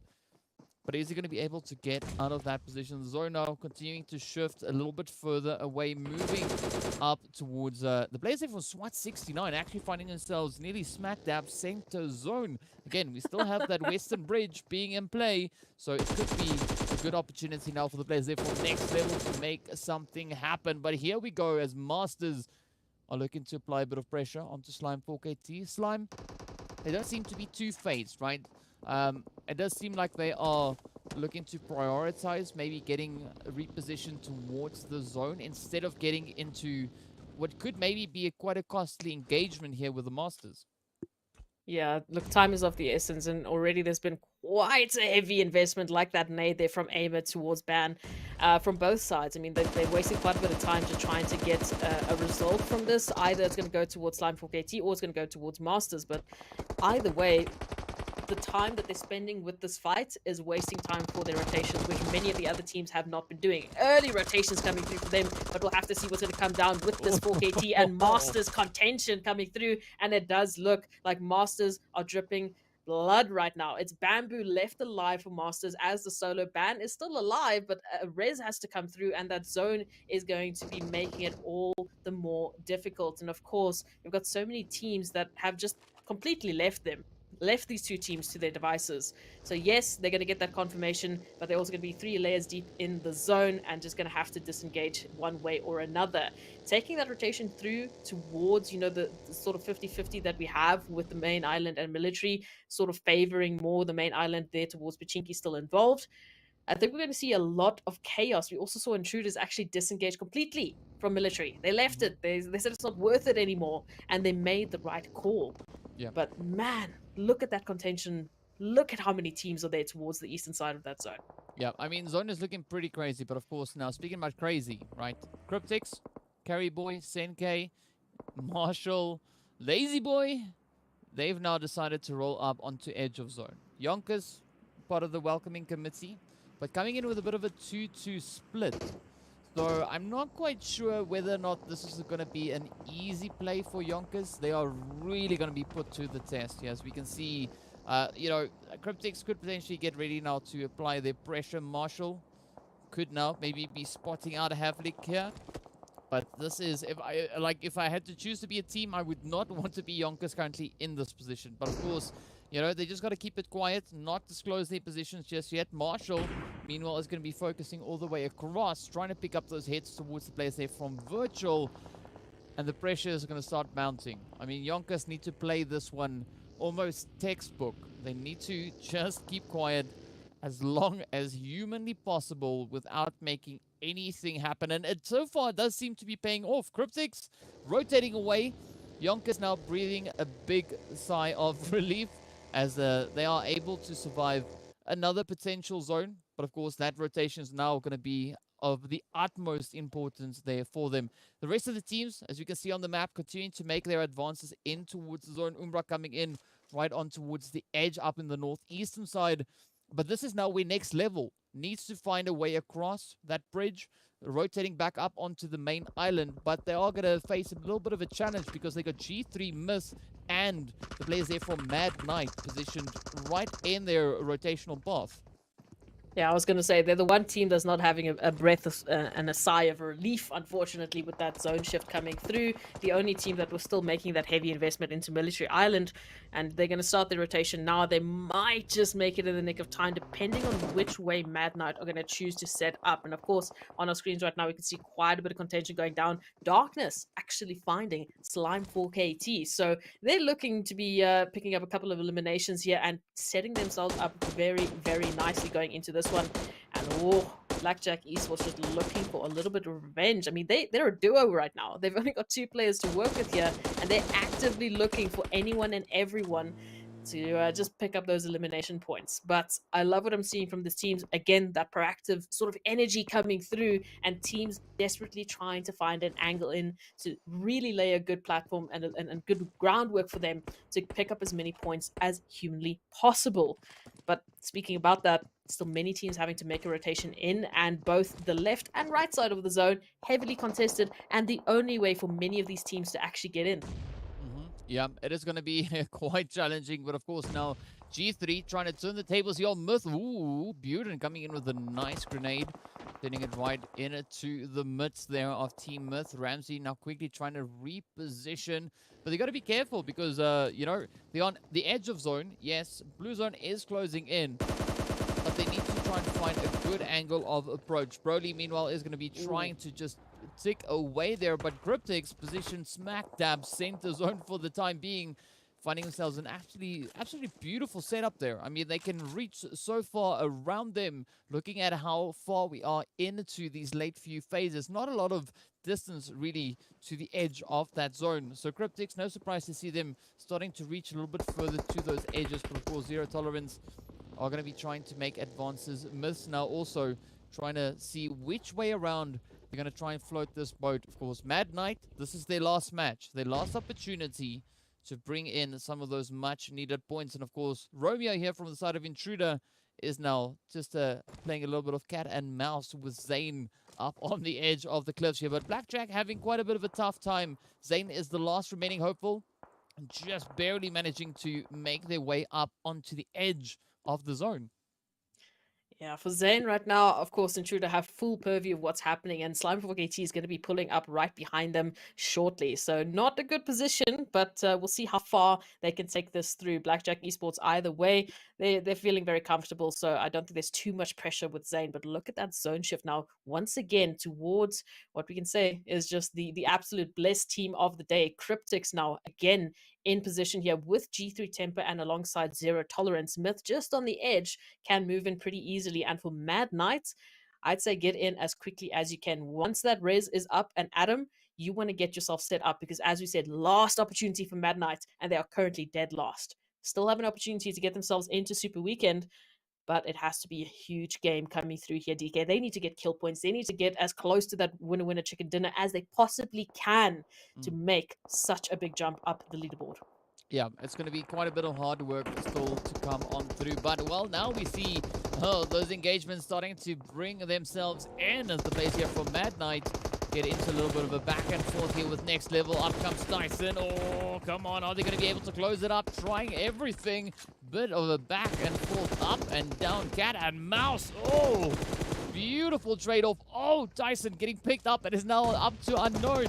And Agent 47, who will be the one to reign supreme? And with that, oh, Mad Knight pick up some much-needed points, but up comes Myth now, trying to add insult to injury. Agent 47 making a quick, hasty retreat, trying to get away, but the pressure is on, and with that, unfortunately, down they go. Darkness, Umbra, everyone now moving up. But, well, I mean, Cryptics just capitalizing on their position within the zone. And with that, down to our final 10 teams as Blackjack 2 gets sent back. But now, we do have a few more players just on the edge of either the blue zone or the zone itself. SWAT 69 and the players here from the side of Intruder being some of those teams having to just get on through. We see those hits come in. I mean, SWAT 69 still looking pretty great, but up comes Cryptics, smack dab center zone, just reaching all the way across. They got their fingers in so many pies at this moment. I mean, this could be leaning in a particular direction. I don't want to say anything just yet, but I'm pretty sure everyone can figure out what I'm referring to in this one. Don't say anything. We're not casters cursing anything. We're just going to watch the action as it unfolds. But definitely, I know exactly what you're saying, but I'm not going to say it either. Darkness now trying to make a rotation in, but as we said, that Cryptics with perfect purview, 360 vision at this moment in time, and they're using that to their advantage to take out as many teams as humanly possible. All of the teams trying to get into zone, but they're being contained to the outer edge by none other than Cryptics, who really have no reason to go this hard into a game, but they, as you mentioned, they're making a little bit of a flex here, making a little bit of a statement. They're taking out Intruder as well. Weiss going down, and now Romeo feeling the brunt of the bullets that Cryptics are dishing out. Still many teams having to make those rotations in. Zero Tolerance also in contention here alongside SWAT 69, but look at that blue zone doing the damage 5 layers deep. It is not a place you want to be, and where else can you go? Into the crosshairs of Cryptics? Not good options here. But I mean, this is as Span Cargo would say, this is disgusting, right? Oh yeah. Because Cryptics now getting zone blessed once again. Another zone shift, smack dab center zone. You got 2 players on the edge. I mean, if they had reached before, now I don't even know what we're going to be calling this, but it is absolutely insane positional play coming through from the side there of Cryptics. Of course, as we can see, we've got a few stragglers on the map here. YONKOUS down to 1. Now that the knock came through, we also have Flacco still trying to survive over on towards that western side. But up comes Myth now. Broly trying to see if they can reach in with that. Oh, Intruder having to pack their bags. Darkness on 1, G3 on 1, Zero Tolerance on 1. YONKOUS, as I said before. But Myths and the players here from Cryptics still rocking those full squads, having a very, very dominating position. But now, Myths are going to be looking to challenge Cryptics. Let's see, will they be able to pull it off? There we go, Moment coming in, blazing with the weapons. Lazy Boy quickly dropping down, picking up the first knock. Let's see if the rest of the team is going to come moving in. Ideally, we'd like to see the whole team moving up as a unit, but here we have them. Ramsey, the first one. Is it going to be a slaughter? Oh, what? Beautiful nade coming in there from Carry Boy. Carry Boy holding on. Marshall coming in for some reinforcements as Lazy Boy gets sent back. It is now Farouk turning around, sending in those utilities, looking to close it up, trying to cook up the nade. Takes a little bit too long, misses a beautiful opportunity, but up comes Broly. Rolling in, crushing Marshall along the way. But, man, surprisingly, Cryptics, they are still okay. I don't understand team myth. 21, though. 21 eliminations. I mean, we were talking about this before. I said, you know, Team Cryptics, they playing like a Python strategy, right? They apply a little bit of pressure, and as they keep going, they apply more and more and more and more and more. And this is what they're doing. This is now just become a runaway performance. I mean, Cryptics, 21 eliminations. There's 3 players standing between them, and yet another winner-winner chicken dinner.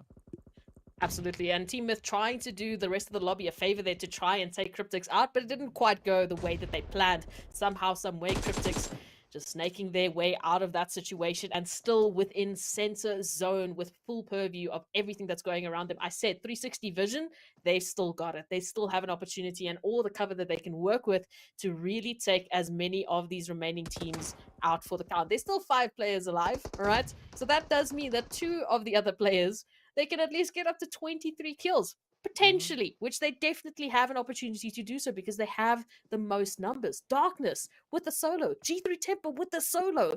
It's Flacco, it's Whiskey that are trying to hold on to something here for their respective teams, but what can they do? That zone is going to force them right into the crosshair there of Cryptics, who know exactly what they need to do. They have the information. They know exactly where Flacco is thanks to that beautifully thrown nade. And they know exactly where Whiskey is lying in wait. So they might be getting out the designated driver strats as we say that Carry Boy hunting and looking for something. Gonna jump out of the buggy, find the initial kill there onto Flacco. Down to 2 teams remaining. I say that, but it isn't 2 teams. It's 3 versus 1. It's Whiskey out for the count. It's Cryptics picking up another winner chicken dinner. And I'm out of breath, DK. Can we just... Whew, can we take a break?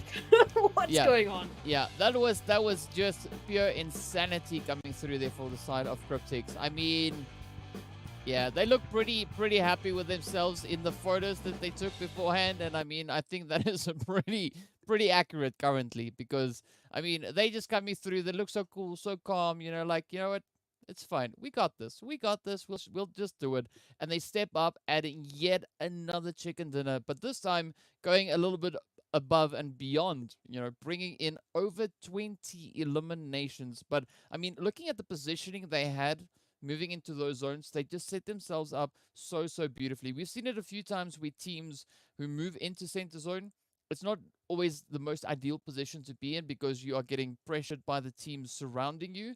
But I mean, Cryptics took it to the next level. They were like, all right, go center zone and now pressure the teams on the outside of the zone, right? So before they can pressure us, let's pressure them. And, I mean, they were just absolutely demolishing the lobby. Again, that's an understatement because this is the highest amount of kills that we've seen so far in the first PMPL Africa. And look, I don't think they're stopping anytime soon. Again, what we said, for league play, do enough to get yourself into Super Weekend. So you can bet that all of these teams aren't showing all of their cards. You know, they've still got a couple of strats in their back pocket that they're holding on to.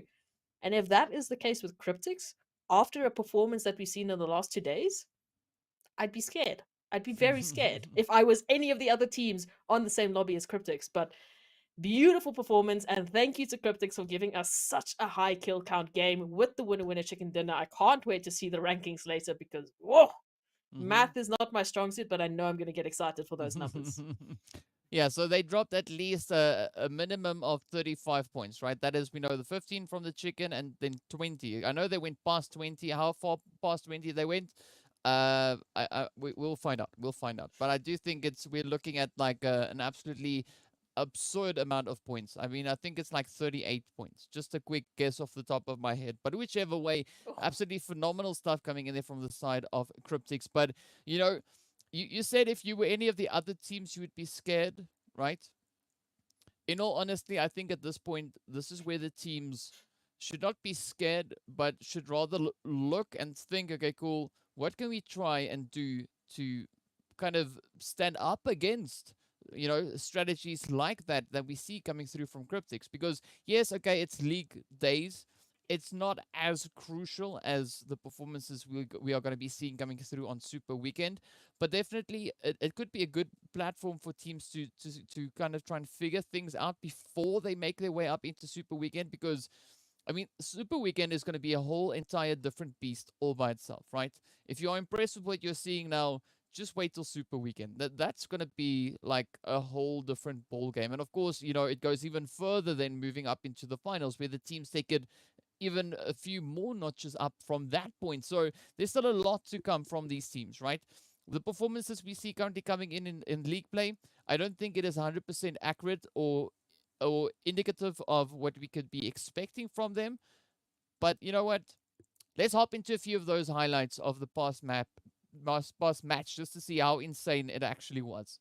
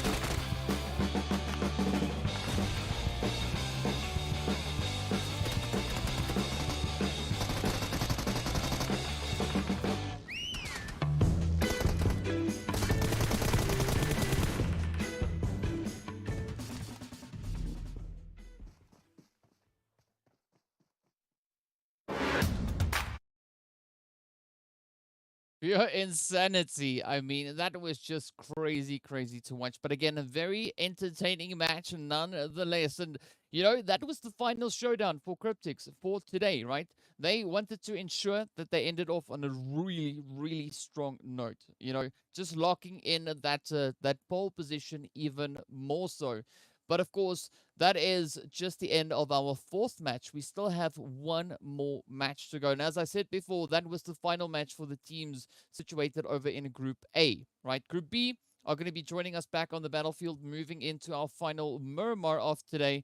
And this is where it's going to be absolutely essential. Now, speaking about essential, let's have a look at the rankings to see where the teams currently are positioned, what the point situation is looking like, and who will have to bring in what. Of course, Cryptics, as we know, bringing in those 22 elims alongside the chicken, 37. All right, so, okay, cool. I missed it with 1 point, right? But Close. still, that is pretty crazy stuff to see, whichever way you look at it. And of course, you know, Darkness up in the mix there alongside Myth and G3 Temper. All three the teams there in second, third, and fourth place, only having one player left at the end of this match. And, you know, those solos being put in a very challenging position, but either way, they held their own. Not ideally the kind of performance we were looking to see coming through from the side there of G3, but either way, 12 points on the board, still nothing to be scoffing at. Of course, Zero Tolerance still ripping it up with a 9 points. We got YONKOUS and Slime4KT, who've been wanting to see performances from the whole entire day, still continuing to bring in the points. They're sitting on 6 and 5 points respectively. Mad Knight closing it up with 4 points. Will it be enough? We'll have to wait and see once we make our way towards the overall rankings. But of course, Team Umbra also coming in with their 4. And then as we see a little bit further down, next level, 1 million, as well as Masters walking away from this match entirely empty-handed. Yeah, it's unfortunate for some of the teams, like we said, you know, Mad Knight, one of their last games that they can actually work with today. So not an opportunity to get any more points, as you said. So if they haven't made it already, they still have to wait for another game that the teams below them or above them can pick up more points. So I don't know. I think if I was Mad Knight, I'd know what's going to be happening, but we'll have to see how those overall rankings are going to look like. It's just unfortunate if you're not going to be finding yourself in that first Super Weekend. So here they are, of course, Cryptics with 171 points. Still the first team to make triple digits and still the only team currently to make triple digits. Maybe we might see a few teams joining them with the next map, but absolutely dominating performance coming through from them. And again, very balanced. You know, 83 placement points, 83 eliminations. Pretty Yeah. close as you can really get. Lusail and G3 Temper, so close behind them, but not quite far. I mean, yeah. Anyway, we're gonna ignore the points for now. Going down the list, we've got Blackjack Esports, their Darkness, Slimefork KT, some of the other teams that we were hoping to see a little bit more from today. YONKOUS really making a splash as we were waiting for them. Not quite the winner chicken dinner that you were hoping for, but they're getting close. They really are. And then we look at that threshold. 34 points is currently the threshold. Hasn't gone up by much. It was 31. Got up by 3. Yeah, it's close. It's so close. It's tough competition. This is really tough competition because we saw now it was 31 or 34 rather. Here we come, Virtual Gaming, 33 points. So close, right? They are right there on the verge. But of course, we know the players from Virtual Gaming, SWAT 69, and Triple now have their final opportunity to try and still push up onto that top 16 position. So definitely, we're going to be looking to see what the players will bring. Unfortunately, it does seem like the players there from Mad Knight not really bringing in enough points just yet. So it is unfortunate, but of course, we look to see what the remaining teams are going to be doing and whether or not we'll have much of a change coming into the teams currently sitting up into towards that top 16. Yeah, look, unfortunate, but you still have other few super weekends to try and get into some points. You get some of those tasty winner chicken dinners. But for one more map, we have an opportunity for many of the other teams to really make a splash. So like you said, Virtual Gaming, SWAT 69, Triple Esports. The game is on. One more opportunity to get into the first super weekend. You better make it count. Yeah, and of course, I'm going to go get my popcorn ready because I think this final match is going to be an absolute smasher. So be sure to stay tuned. We'll be right back after a short few minutes with our final match of league play for week 1. And then we'll see who's going to be moving through into our first super weekend. So see you guys right back after the break.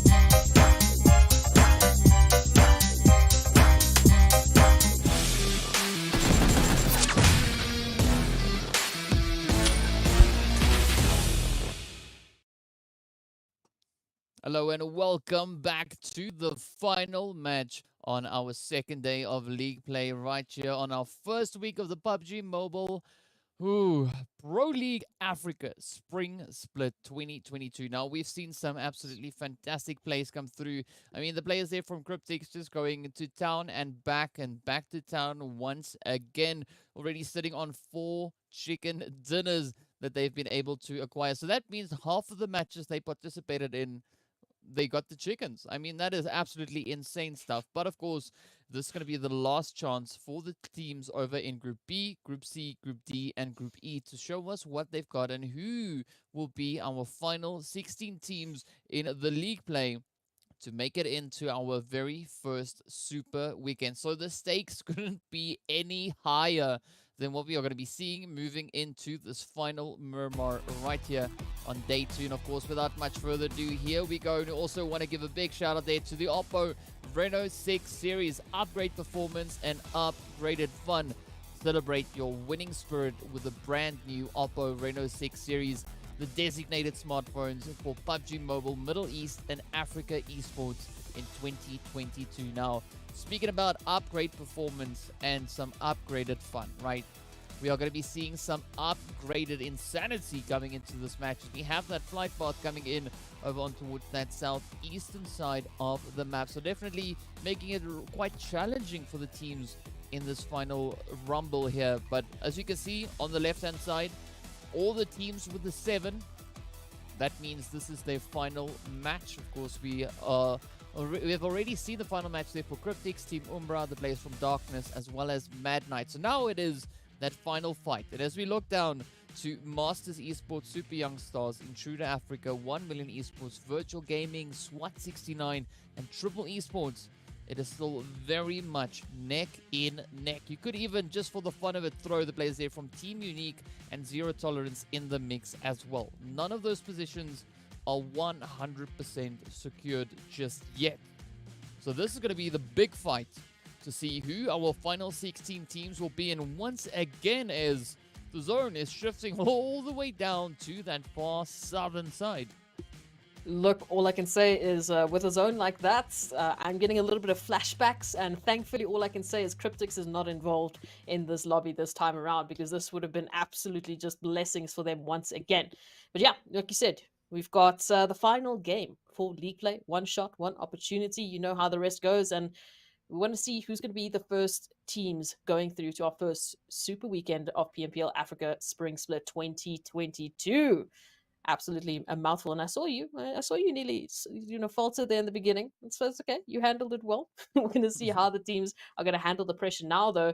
As you can see, most of the eastern side completely bare, completely for anyone's taking, but most of the teams are going to be avoiding that for the time being. I did see the Virtual Gaming right in the smack middle of the zone. That's Chumashera, so they've got an opportunity. If they can hold that line, they might be able to set up and be the first team to set up there if it's going to stay there. I don't know, DK. I feel like the zone has been either too well behaved or too ill behaved, or at least just following Cryptics around for most of today. No complaints on my side, right? I've learned through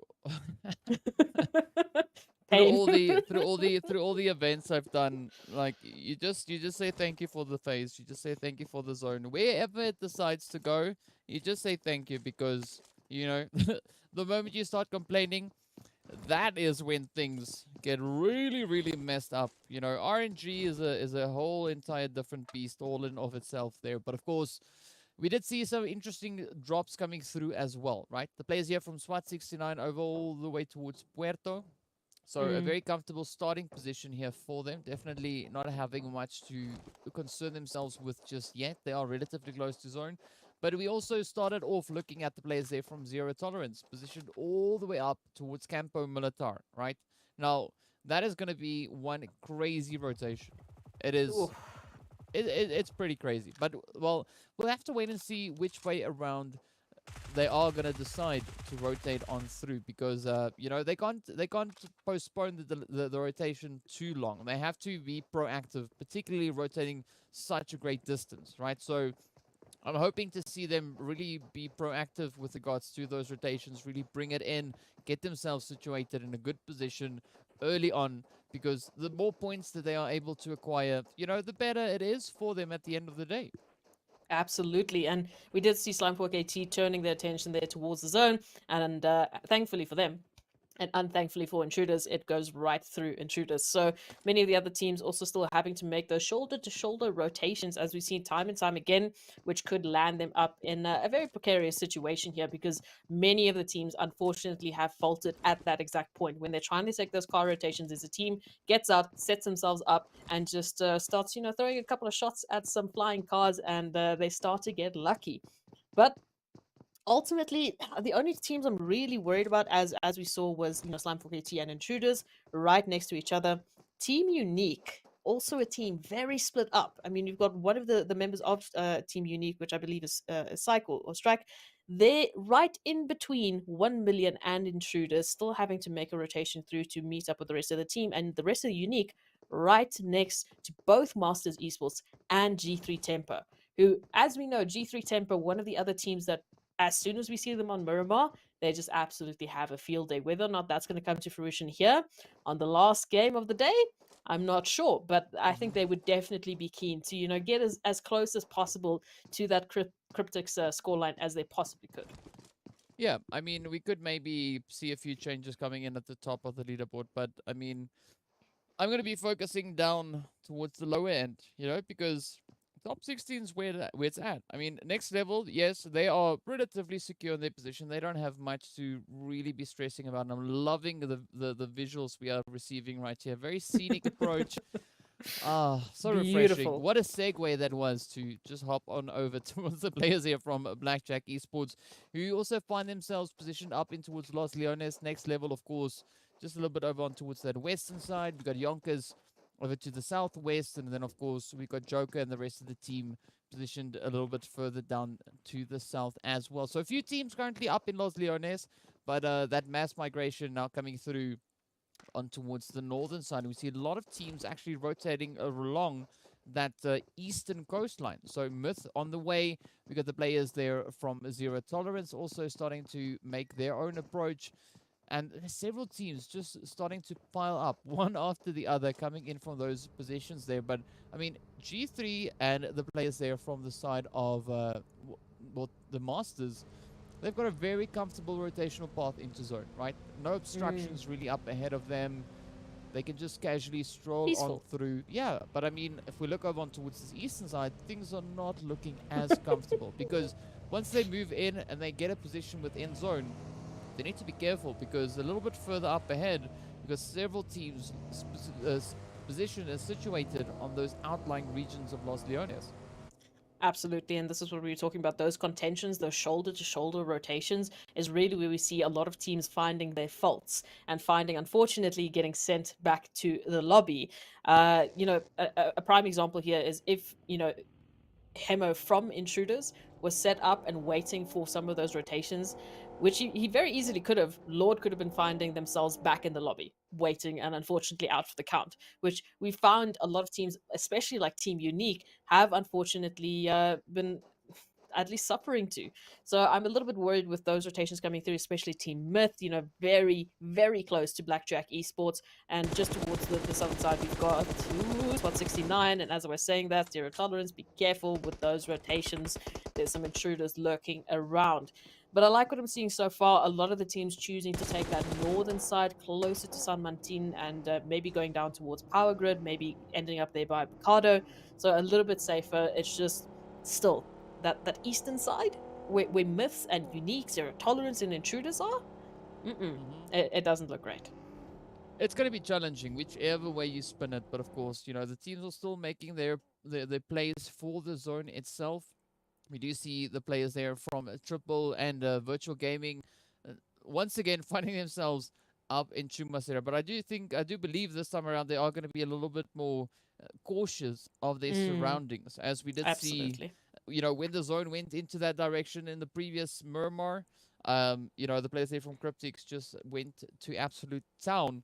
But now, this is where the next zone pop is going to be quite essential for these teams. And, it moves towards Minas del Sur, Los Higos, Minas del Val del Mar. I mean, these are positions we don't see being playable all too often. And also a few engagements there as we have the players from Unique and Myths now fighting it out. We can see those hits making their way back and forth. And it does seem like Slyke is, so far, relatively successful. But of course, there we go. Ramsey now getting hit by the side of Intruder. It's a little bit of a third party stepping up into the mix there. Brody trying to make a play, but a Winky popping off, going crazy, picking up Brody along the way. And now it all turns to poor old Farouk to try and make a play, but it's going to be a really tough one. But a good start to the match here for the side of Team Unique.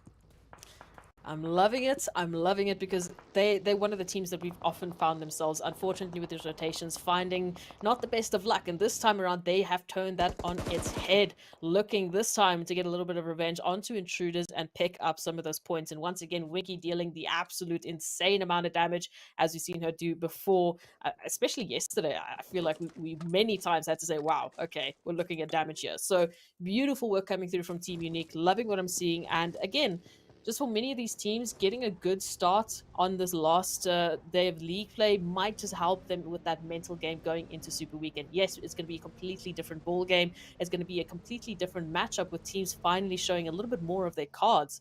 But any sort of advantage they can take through to the first Super Weekend is absolutely going to be a plus for them, and they won't fault themselves for putting in that little bit of extra effort, maybe trying a few things out. Rotations now, talking about it, as you said, not really positions we often see. Los Higos, Menestel. So we don't see teams drop there ever.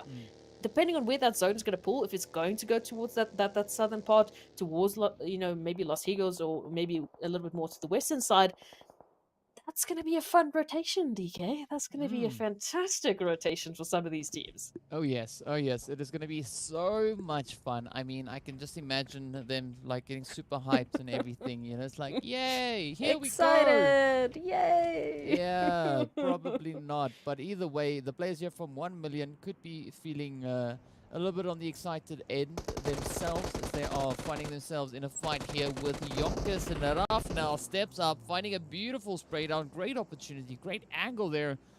But also, I mean, YONKOUS, they need to play this one quite carefully, right? They are, they are relatively secured with regards to points, right? But still, you can't let anything slide just yet. 1 million, on the other hand, this is going to be an absolutely essential engagement for them. Yes, they've already lost one of their players, but now they need to bounce back from that, right? And speaking about bouncing, Knight might actually send a beautiful bounce in with that nade. As you can see, the players here from YONKOUS now getting ready to rotate out. Oh, Raf might be on the receiving side of a nice nade. Oh, Knight not getting all the way across with it just yet. But of course, now this is where they need to maybe not look to overextend themselves. And another team that we see also going at it is going to be Zero Tolerance on the side here of Intruder. Now, Zero Tolerance, yes, secured with 41 points for the time being, but is it going to be enough? Intruder still having to bring in those points, only 5 points separating these two teams. And so far, it does seem like Zero Tolerance, yep, they look to close it out, and they did indeed. So ending the advances there for the side of the players from Intruder, sending them back empty-handed, as they had no elims or placement points coming out in their favor. But, well, now it comes down to the rest of the lobby, right? Now they've got to try and reposition, relocate, and look at this. 1 million so far, turning the tables on YONKOUS. Designated driver. Nice, there we go. And Flex now stepping up with a beautiful play coming through with the vehicle there. But look at this now, Lewis having to try and defend the honor for the team. It is going to be Flex up against Lewis, not unless they can pull off those reses. But it does seem like Lewis is trying to maybe just deal some devastating hits into the side here of 1 million, trying to halt any of those potential reses coming through. Because I know if Lewis allows that to happen, oh, it's going to be outnumbered. But there's no need even for that, as we do see Flex now just flexing it up, putting a stop to the advances there for the side of YONKOUS, and with that picking up some very much needed points. And turning our attention to Blackjack Esports and Super Young Stars, who are doing the same thing, trying to pick up eliminations here and get closer and closer to a point where they can relax in terms of placement points. But Lashin coming through with a long shot, taking down Blackjack Esports for good confirmation in, and now teams finding themselves in potential placement points here as we go up to that 13th spot. Still one more team that needs to drop, but we're getting closer and closer to it, and the teams are still making rotations through. Does seem that zone pulling up a little bit closer towards the mainland, not really having to worry about those spots that we were talking about that teams don't really work with often. So a little bit more of familiar territory that they can use this time around, but again, shoulder to shoulder rotations. Team Unique, one of the teams, that we said were doing pretty well, still in zone, still trying to find a way into safety, and they might be going right past Zero Tolerance, who are just setting up and on the heels of Super Young Stars here.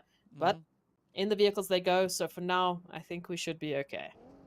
Yeah, I mean, it is going to be a relatively quick rotation coming through. As you can see, Zero Tolerance, Team Unique now. Both teams looking to advance their way back up into the zone, but it is going to be a little bit of a fight coming through. As we can see, Scope now getting hit as they try to push on up. Will they be able to land any necessary hits along the way? Of course, you do know the players there from Team Zero Tolerance coming into this match sitting on 41 points, tied with Team Unique. So this is going to be the deciding play. Who will be the one moving their way past those 41 points already? As we can see, Unique, they've been able to find 4 elims along the way. Zero Tolerance also sitting on 4, so they are pretty tied up, even though they've had quite a nice run with regards to those elims. But look at this, Zero Tolerance, 2 players up. Unique, 2 players up. They are still tied with that. Down goes Phantom. All right, come on. Zero Tolerance trying to make a play. Skydo gets sent away. So the first one down for the count. The blue zone being absolutely devastating for them. Having a quick play come through there, Zero Tolerance. Now sitting on only 2 remaining players. But now we also have Unique starting to lose players left, right, and center. And of course, Next Level also going to be hanging around. Team Unique now getting sent on back. So with that, it is the end of their play in the league play here for the first week. Of course, the players here from Slime 4KT going to be looking to just make sure that they can finish strong in this match. Yes, they don't have to worry about points, but they still, can put up a bit of a fight. Next Level, also one of the teams not really in a dire position, but Zero Tolerance, just over on towards that southern side, still have to try and lock in the position. Of course, we do see the updated leaderboard coming in at the top of the screen, so we'll see if there's any major changes coming through, but for the time being, we have Boyka up in the north, just slowly tapping away, trying to add their 2 cents into the fight happening between the players here from Slime and, of course, Next Level. Absolutely insanity that is happening because so many of the teams still having to make their rotations in. I'm looking at Masters Esports just pulling up right alongside Virtual Gaming, and of course Next Level still in this fight here with Slime 4KT, trying to gatekeep them out of the zone. They're going to be the entryway that Slime 4KT have to take, and they're on the bike just trying to avoid a law, but they find one connection looking for the next. Plaza goes down, and Slime 4KT not feeling too great as they get sent back to the lobby. As we take a look at it, 11 teams left, but now Next Level having to turn their attention to all of the other teams that are looking to get a piece of the action here. One such team could be Virtual Gaming, looking at 1 million and thinking that could be a good set of eliminations we can add to our tally. But 1 million Esports, they've just come off of the bat of a fantastic team elimination, 4 eliminations to their name, and they are looking for anything and everything else. Playzone also making a huge impact, taking out Hates and looking for anyone else. Huge nade coming through there from Virtual Gaming, and that might be the end of 1 million Esports as we take a look at it. 1 team remaining. Petrox getting taken down immediately. Absolute chaos as all of the teams are looking for those third parties. Masters Esports especially have just rolled up, and Lusail is just on the heels to get involved. Yeah, Masters Esports also still finding themselves in a little bit of a danger zone, but like the teams, I said this was going to be a hot match. This was just absolutely insane. The teams all stepping up to the plate, and of course we are down to our final 9 teams. Masters looking to bring in even more points. Players there from Virtual Gaming coming into the match sitting on 33 points. They're going to have to really try and make sure they can last as long as they possibly can. Currently, from what we see, they're sitting on 35, but I'm pretty sure it's a little bit more than that. Not quite sure how much, but we'll find out exactly a little bit later on. Well, yeah, it does seem accurate for the time being. Of course, they've got 2 limits to their name. well, including the position they find themselves in within the top 10, they do have a few additional placement points accompanying that. But now it's going to be a fight.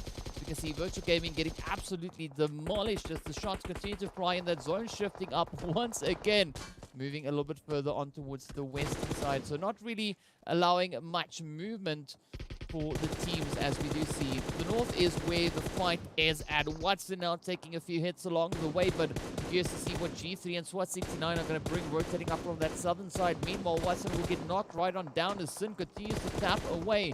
But look at that drop now, also in the approach, trying to pick up a few cheeky shots onto Sin. But look at that, an absolutely masterful play coming through there from Sin. Oh, a little bit too cheeky. Wanted now just tapping away.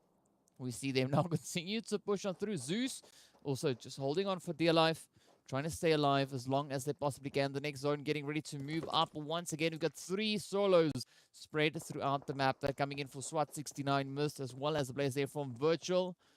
Let's see Zeus maybe about to go toe-to-toe here with Wanted.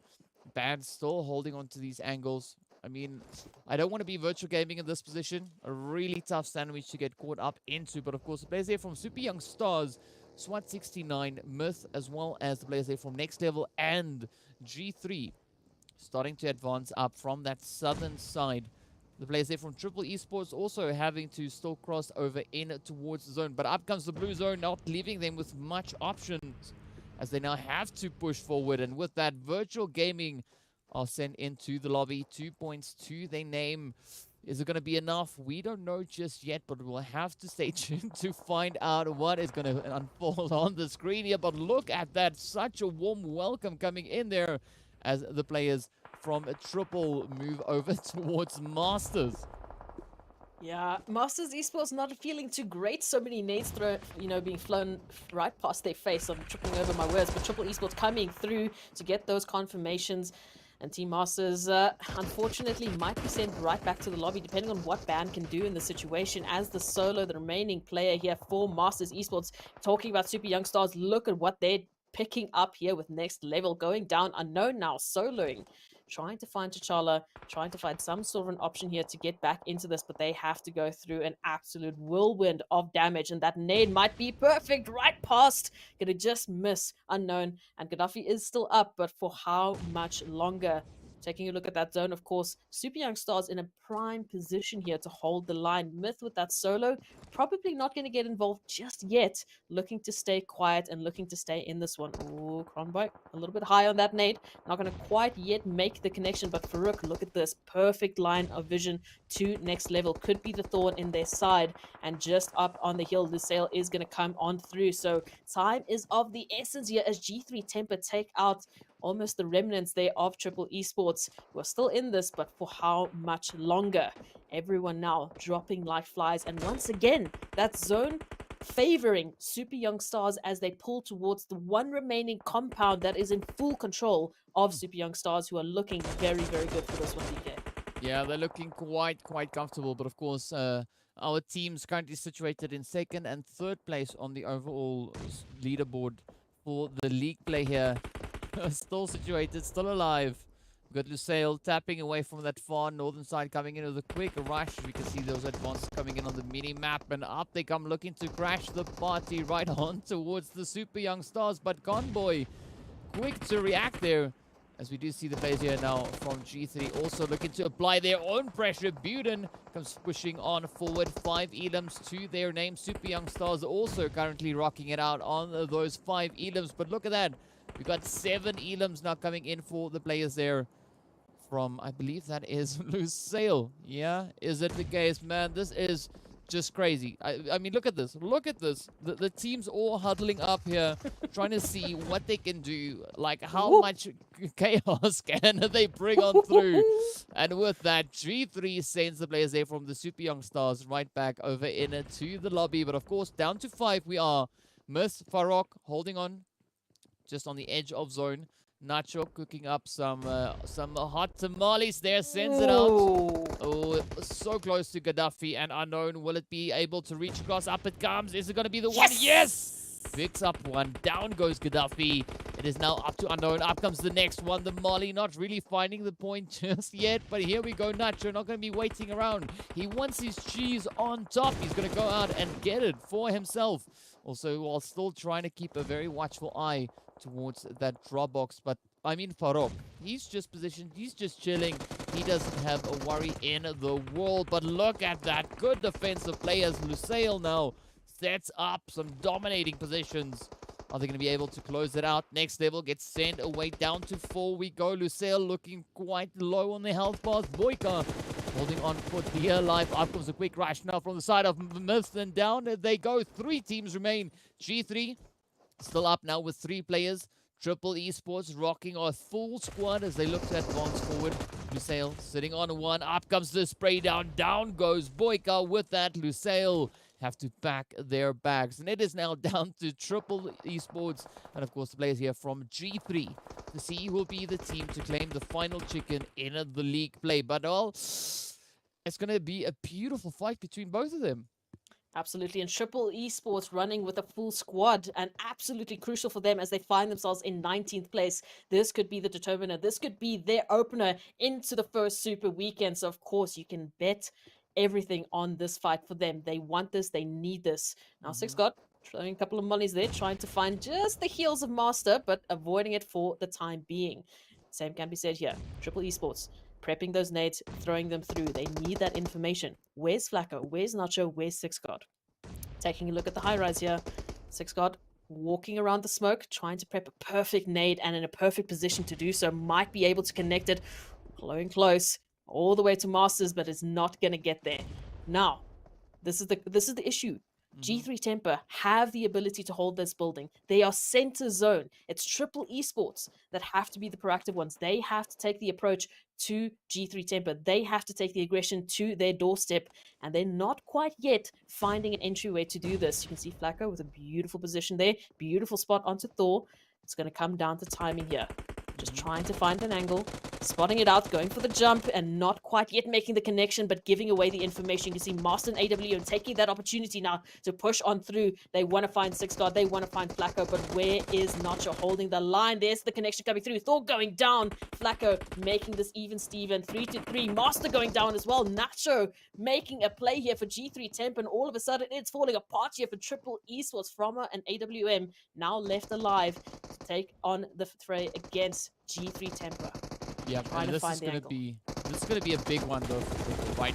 Oh, because it's gonna be the deciding one whether or not they walk away with 14 points on the board or whether or not they walk away with 17 points. But so far, G3, they want to close it off on a really strong finisher. 14 elims to their name up against one final player, and with that, G3 step up, claiming the final chicken dinner in our first week of league play. What a way to close it out. And of course, with that, G3 also just flexing a bit, you know, showing us who they are. They've already had such beautiful success coming in on Miramar, and another very successful performance coming in there for them. But of course, the players there from Triple Esports, as we know, they were trying to secure themselves a slot in that top 16. So a really well-deserved performance coming in there from them, surviving all the way up into the final 2 teams. But unfortunately, things didn't work out all too great for them. But still, they walk away with those 12 placement points and the elim points to accompany that. But is that going to be enough for them to move up and above the teams ahead of them? Because starting out the match, we saw them positioned all the way down in 19th place, right? So it's a little bit of a worrying spot, but I do believe that they might have been able. We don't know how much just yet. We'll have 100% confirmation once we see it on screen. Then we know what the situation is. But a really strong effort being put forth there by the players from Triple Esports. And, you know, this is the exciting part, because now we get to see which teams are going to be moving through to our first Super Weekend. And what makes it so exciting is, aside from the insanity that we had happening in league play just now, right, moving into Super Weekend, the points are reset. They go right back to 0. Only the points being acquired during Super Weekend, those are the only points that matter, because those points determine who will be moving through to the finals. And also, as we said before, the chicken dinners in league on the Super Weekend is a special kind of chicken because there's a prize attached to that. The teams are awarded an extra bit of money for acquiring those winner chicken dinners. So definitely curious to see how that is going to unfold. But of course, for today, it has been absolutely fantastic. PUBG once again. Cryptics coming in with those runaway performances. And right here now on Miramar, the team's having, as you said, a little bit of a breather, not having to worry about Cryptics coming around the corner. So we did see them now stepping up and really flourishing as they made their way on the battlefield. Yeah, look, it was close for a few of the teams, and then Cryptics came through and decided, you know what, we're gonna make the flex our own. So I'm definitely not worried about Cryptics. I'm worried about those 12 to 20 positions, like you said. Triple Esports finding themselves in 19 could make a huge jump going forward, but who are they going to knock out as a result? Some of the other teams that may not have had an opportunity to play now, maybe they find themselves in the danger zone, maybe not, depending on how that's going to go. We will see a very different set of teams going into the first Super Weekend. And as you said, those are the only points that count, and they're going to be reset from this first weekend. And how they're going to start? Well, who's going to get into the first one? We're going to have to find out when we see the rankings later on. Yeah, but of course, we are going to be having a quick look at a few of those highlights of the past match just to remind you of what a beautiful set of PUBG it was. So enjoy the highlights.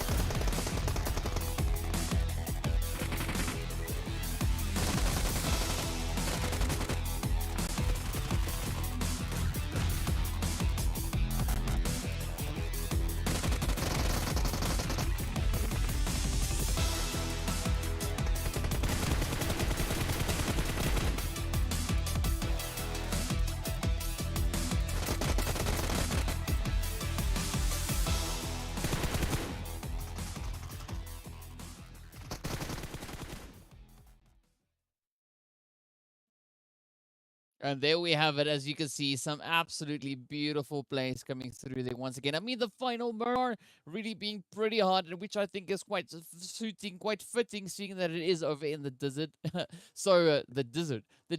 There we go. That sounds more English. But either way, some pretty impressive plays coming through nonetheless. Again, big shout out going to the players there from Triple Esports for holding their own all the way through into that final zone, bumping heads with the players there from G3, and of course, securing themselves a few much needed points. But this is now the point which we've been waiting for. First up, we're going to be having a look at those match rankings to see how many points they were able to bring in, and then we're going to be looking at the overall standings to see how that then reflects over on to the points and who are going to be those teams moving through into that first Super Weekend.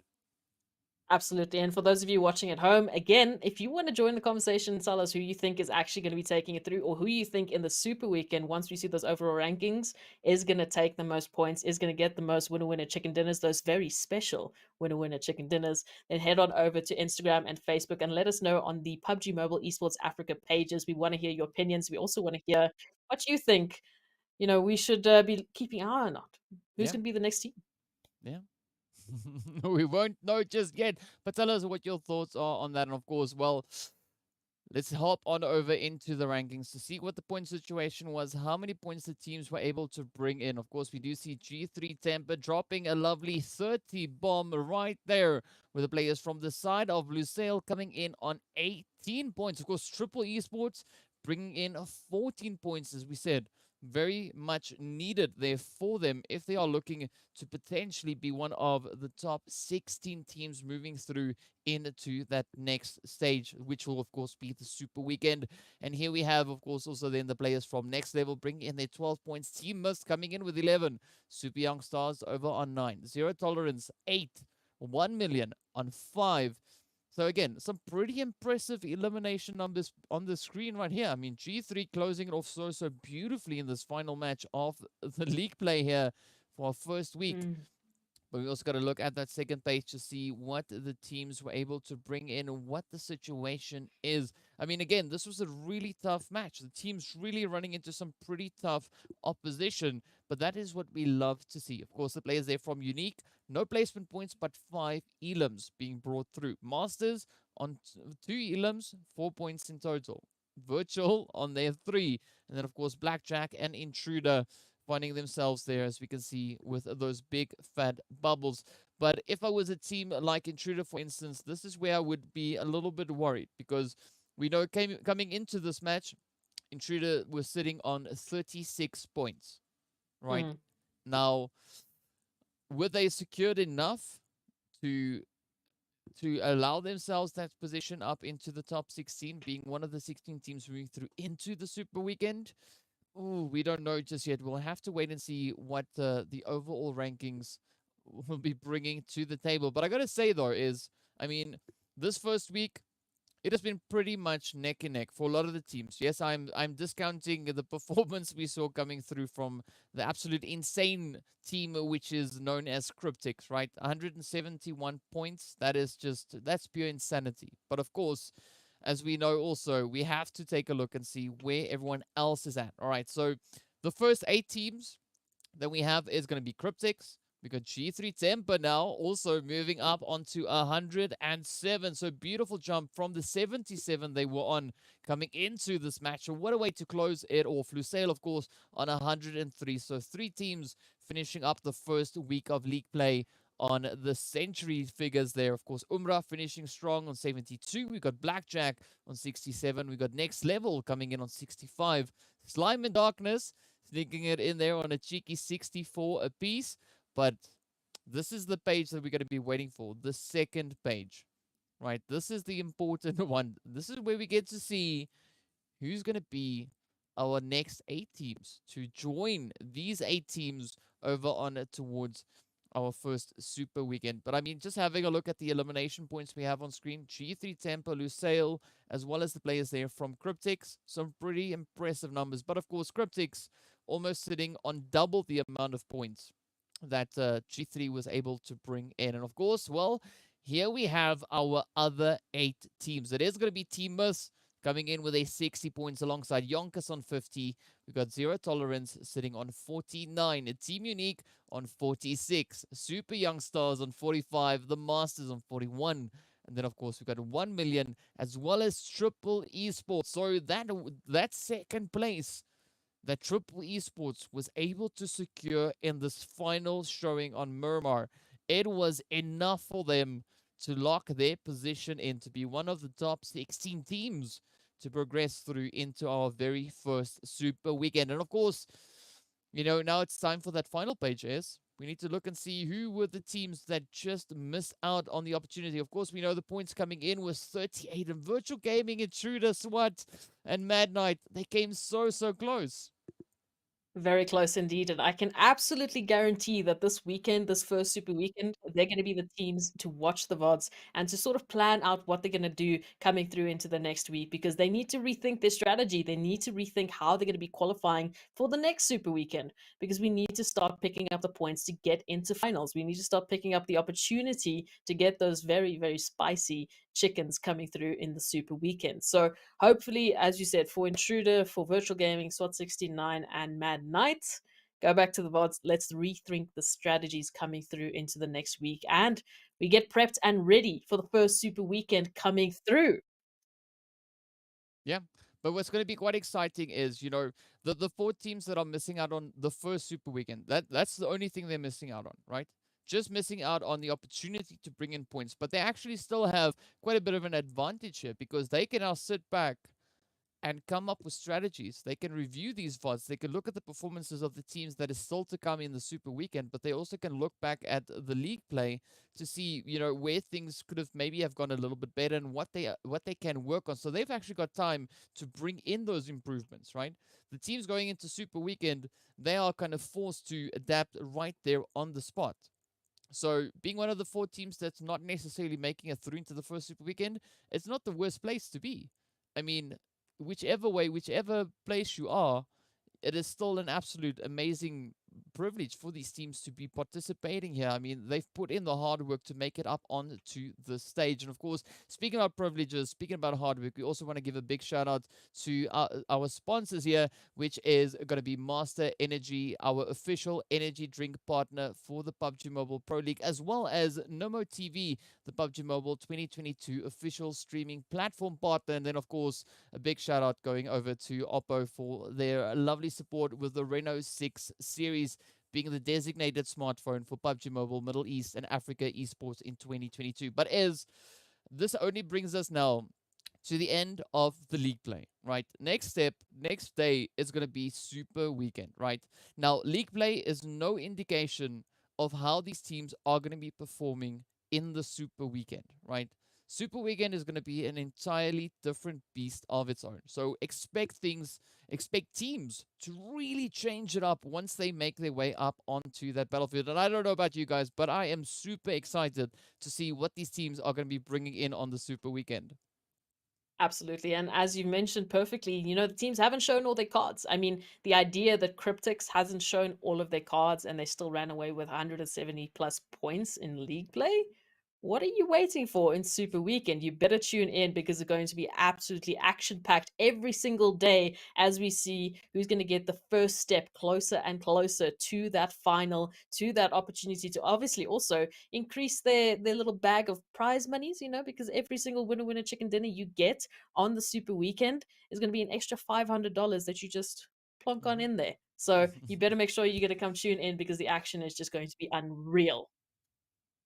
But of course, be sure to let us know your thoughts. Hit us up on the social medias. Be sure to head over onto Facebook as well as Instagram for the PUBG Mobile Esports Africa social medias. So hit us up. Let us know what your thoughts are. What do you think we are going to be seeing moving into this first Super Weekend? Give us your predictions. Who do you think is going to be the team to be the victors, crowned that pole position at the end of this first Super Weekend? Do you think it's going to be Cryptics, or could we see one of the other teams potentially stepping up to the plate? Let us know your thoughts, and we look forward to seeing all those predictions come through.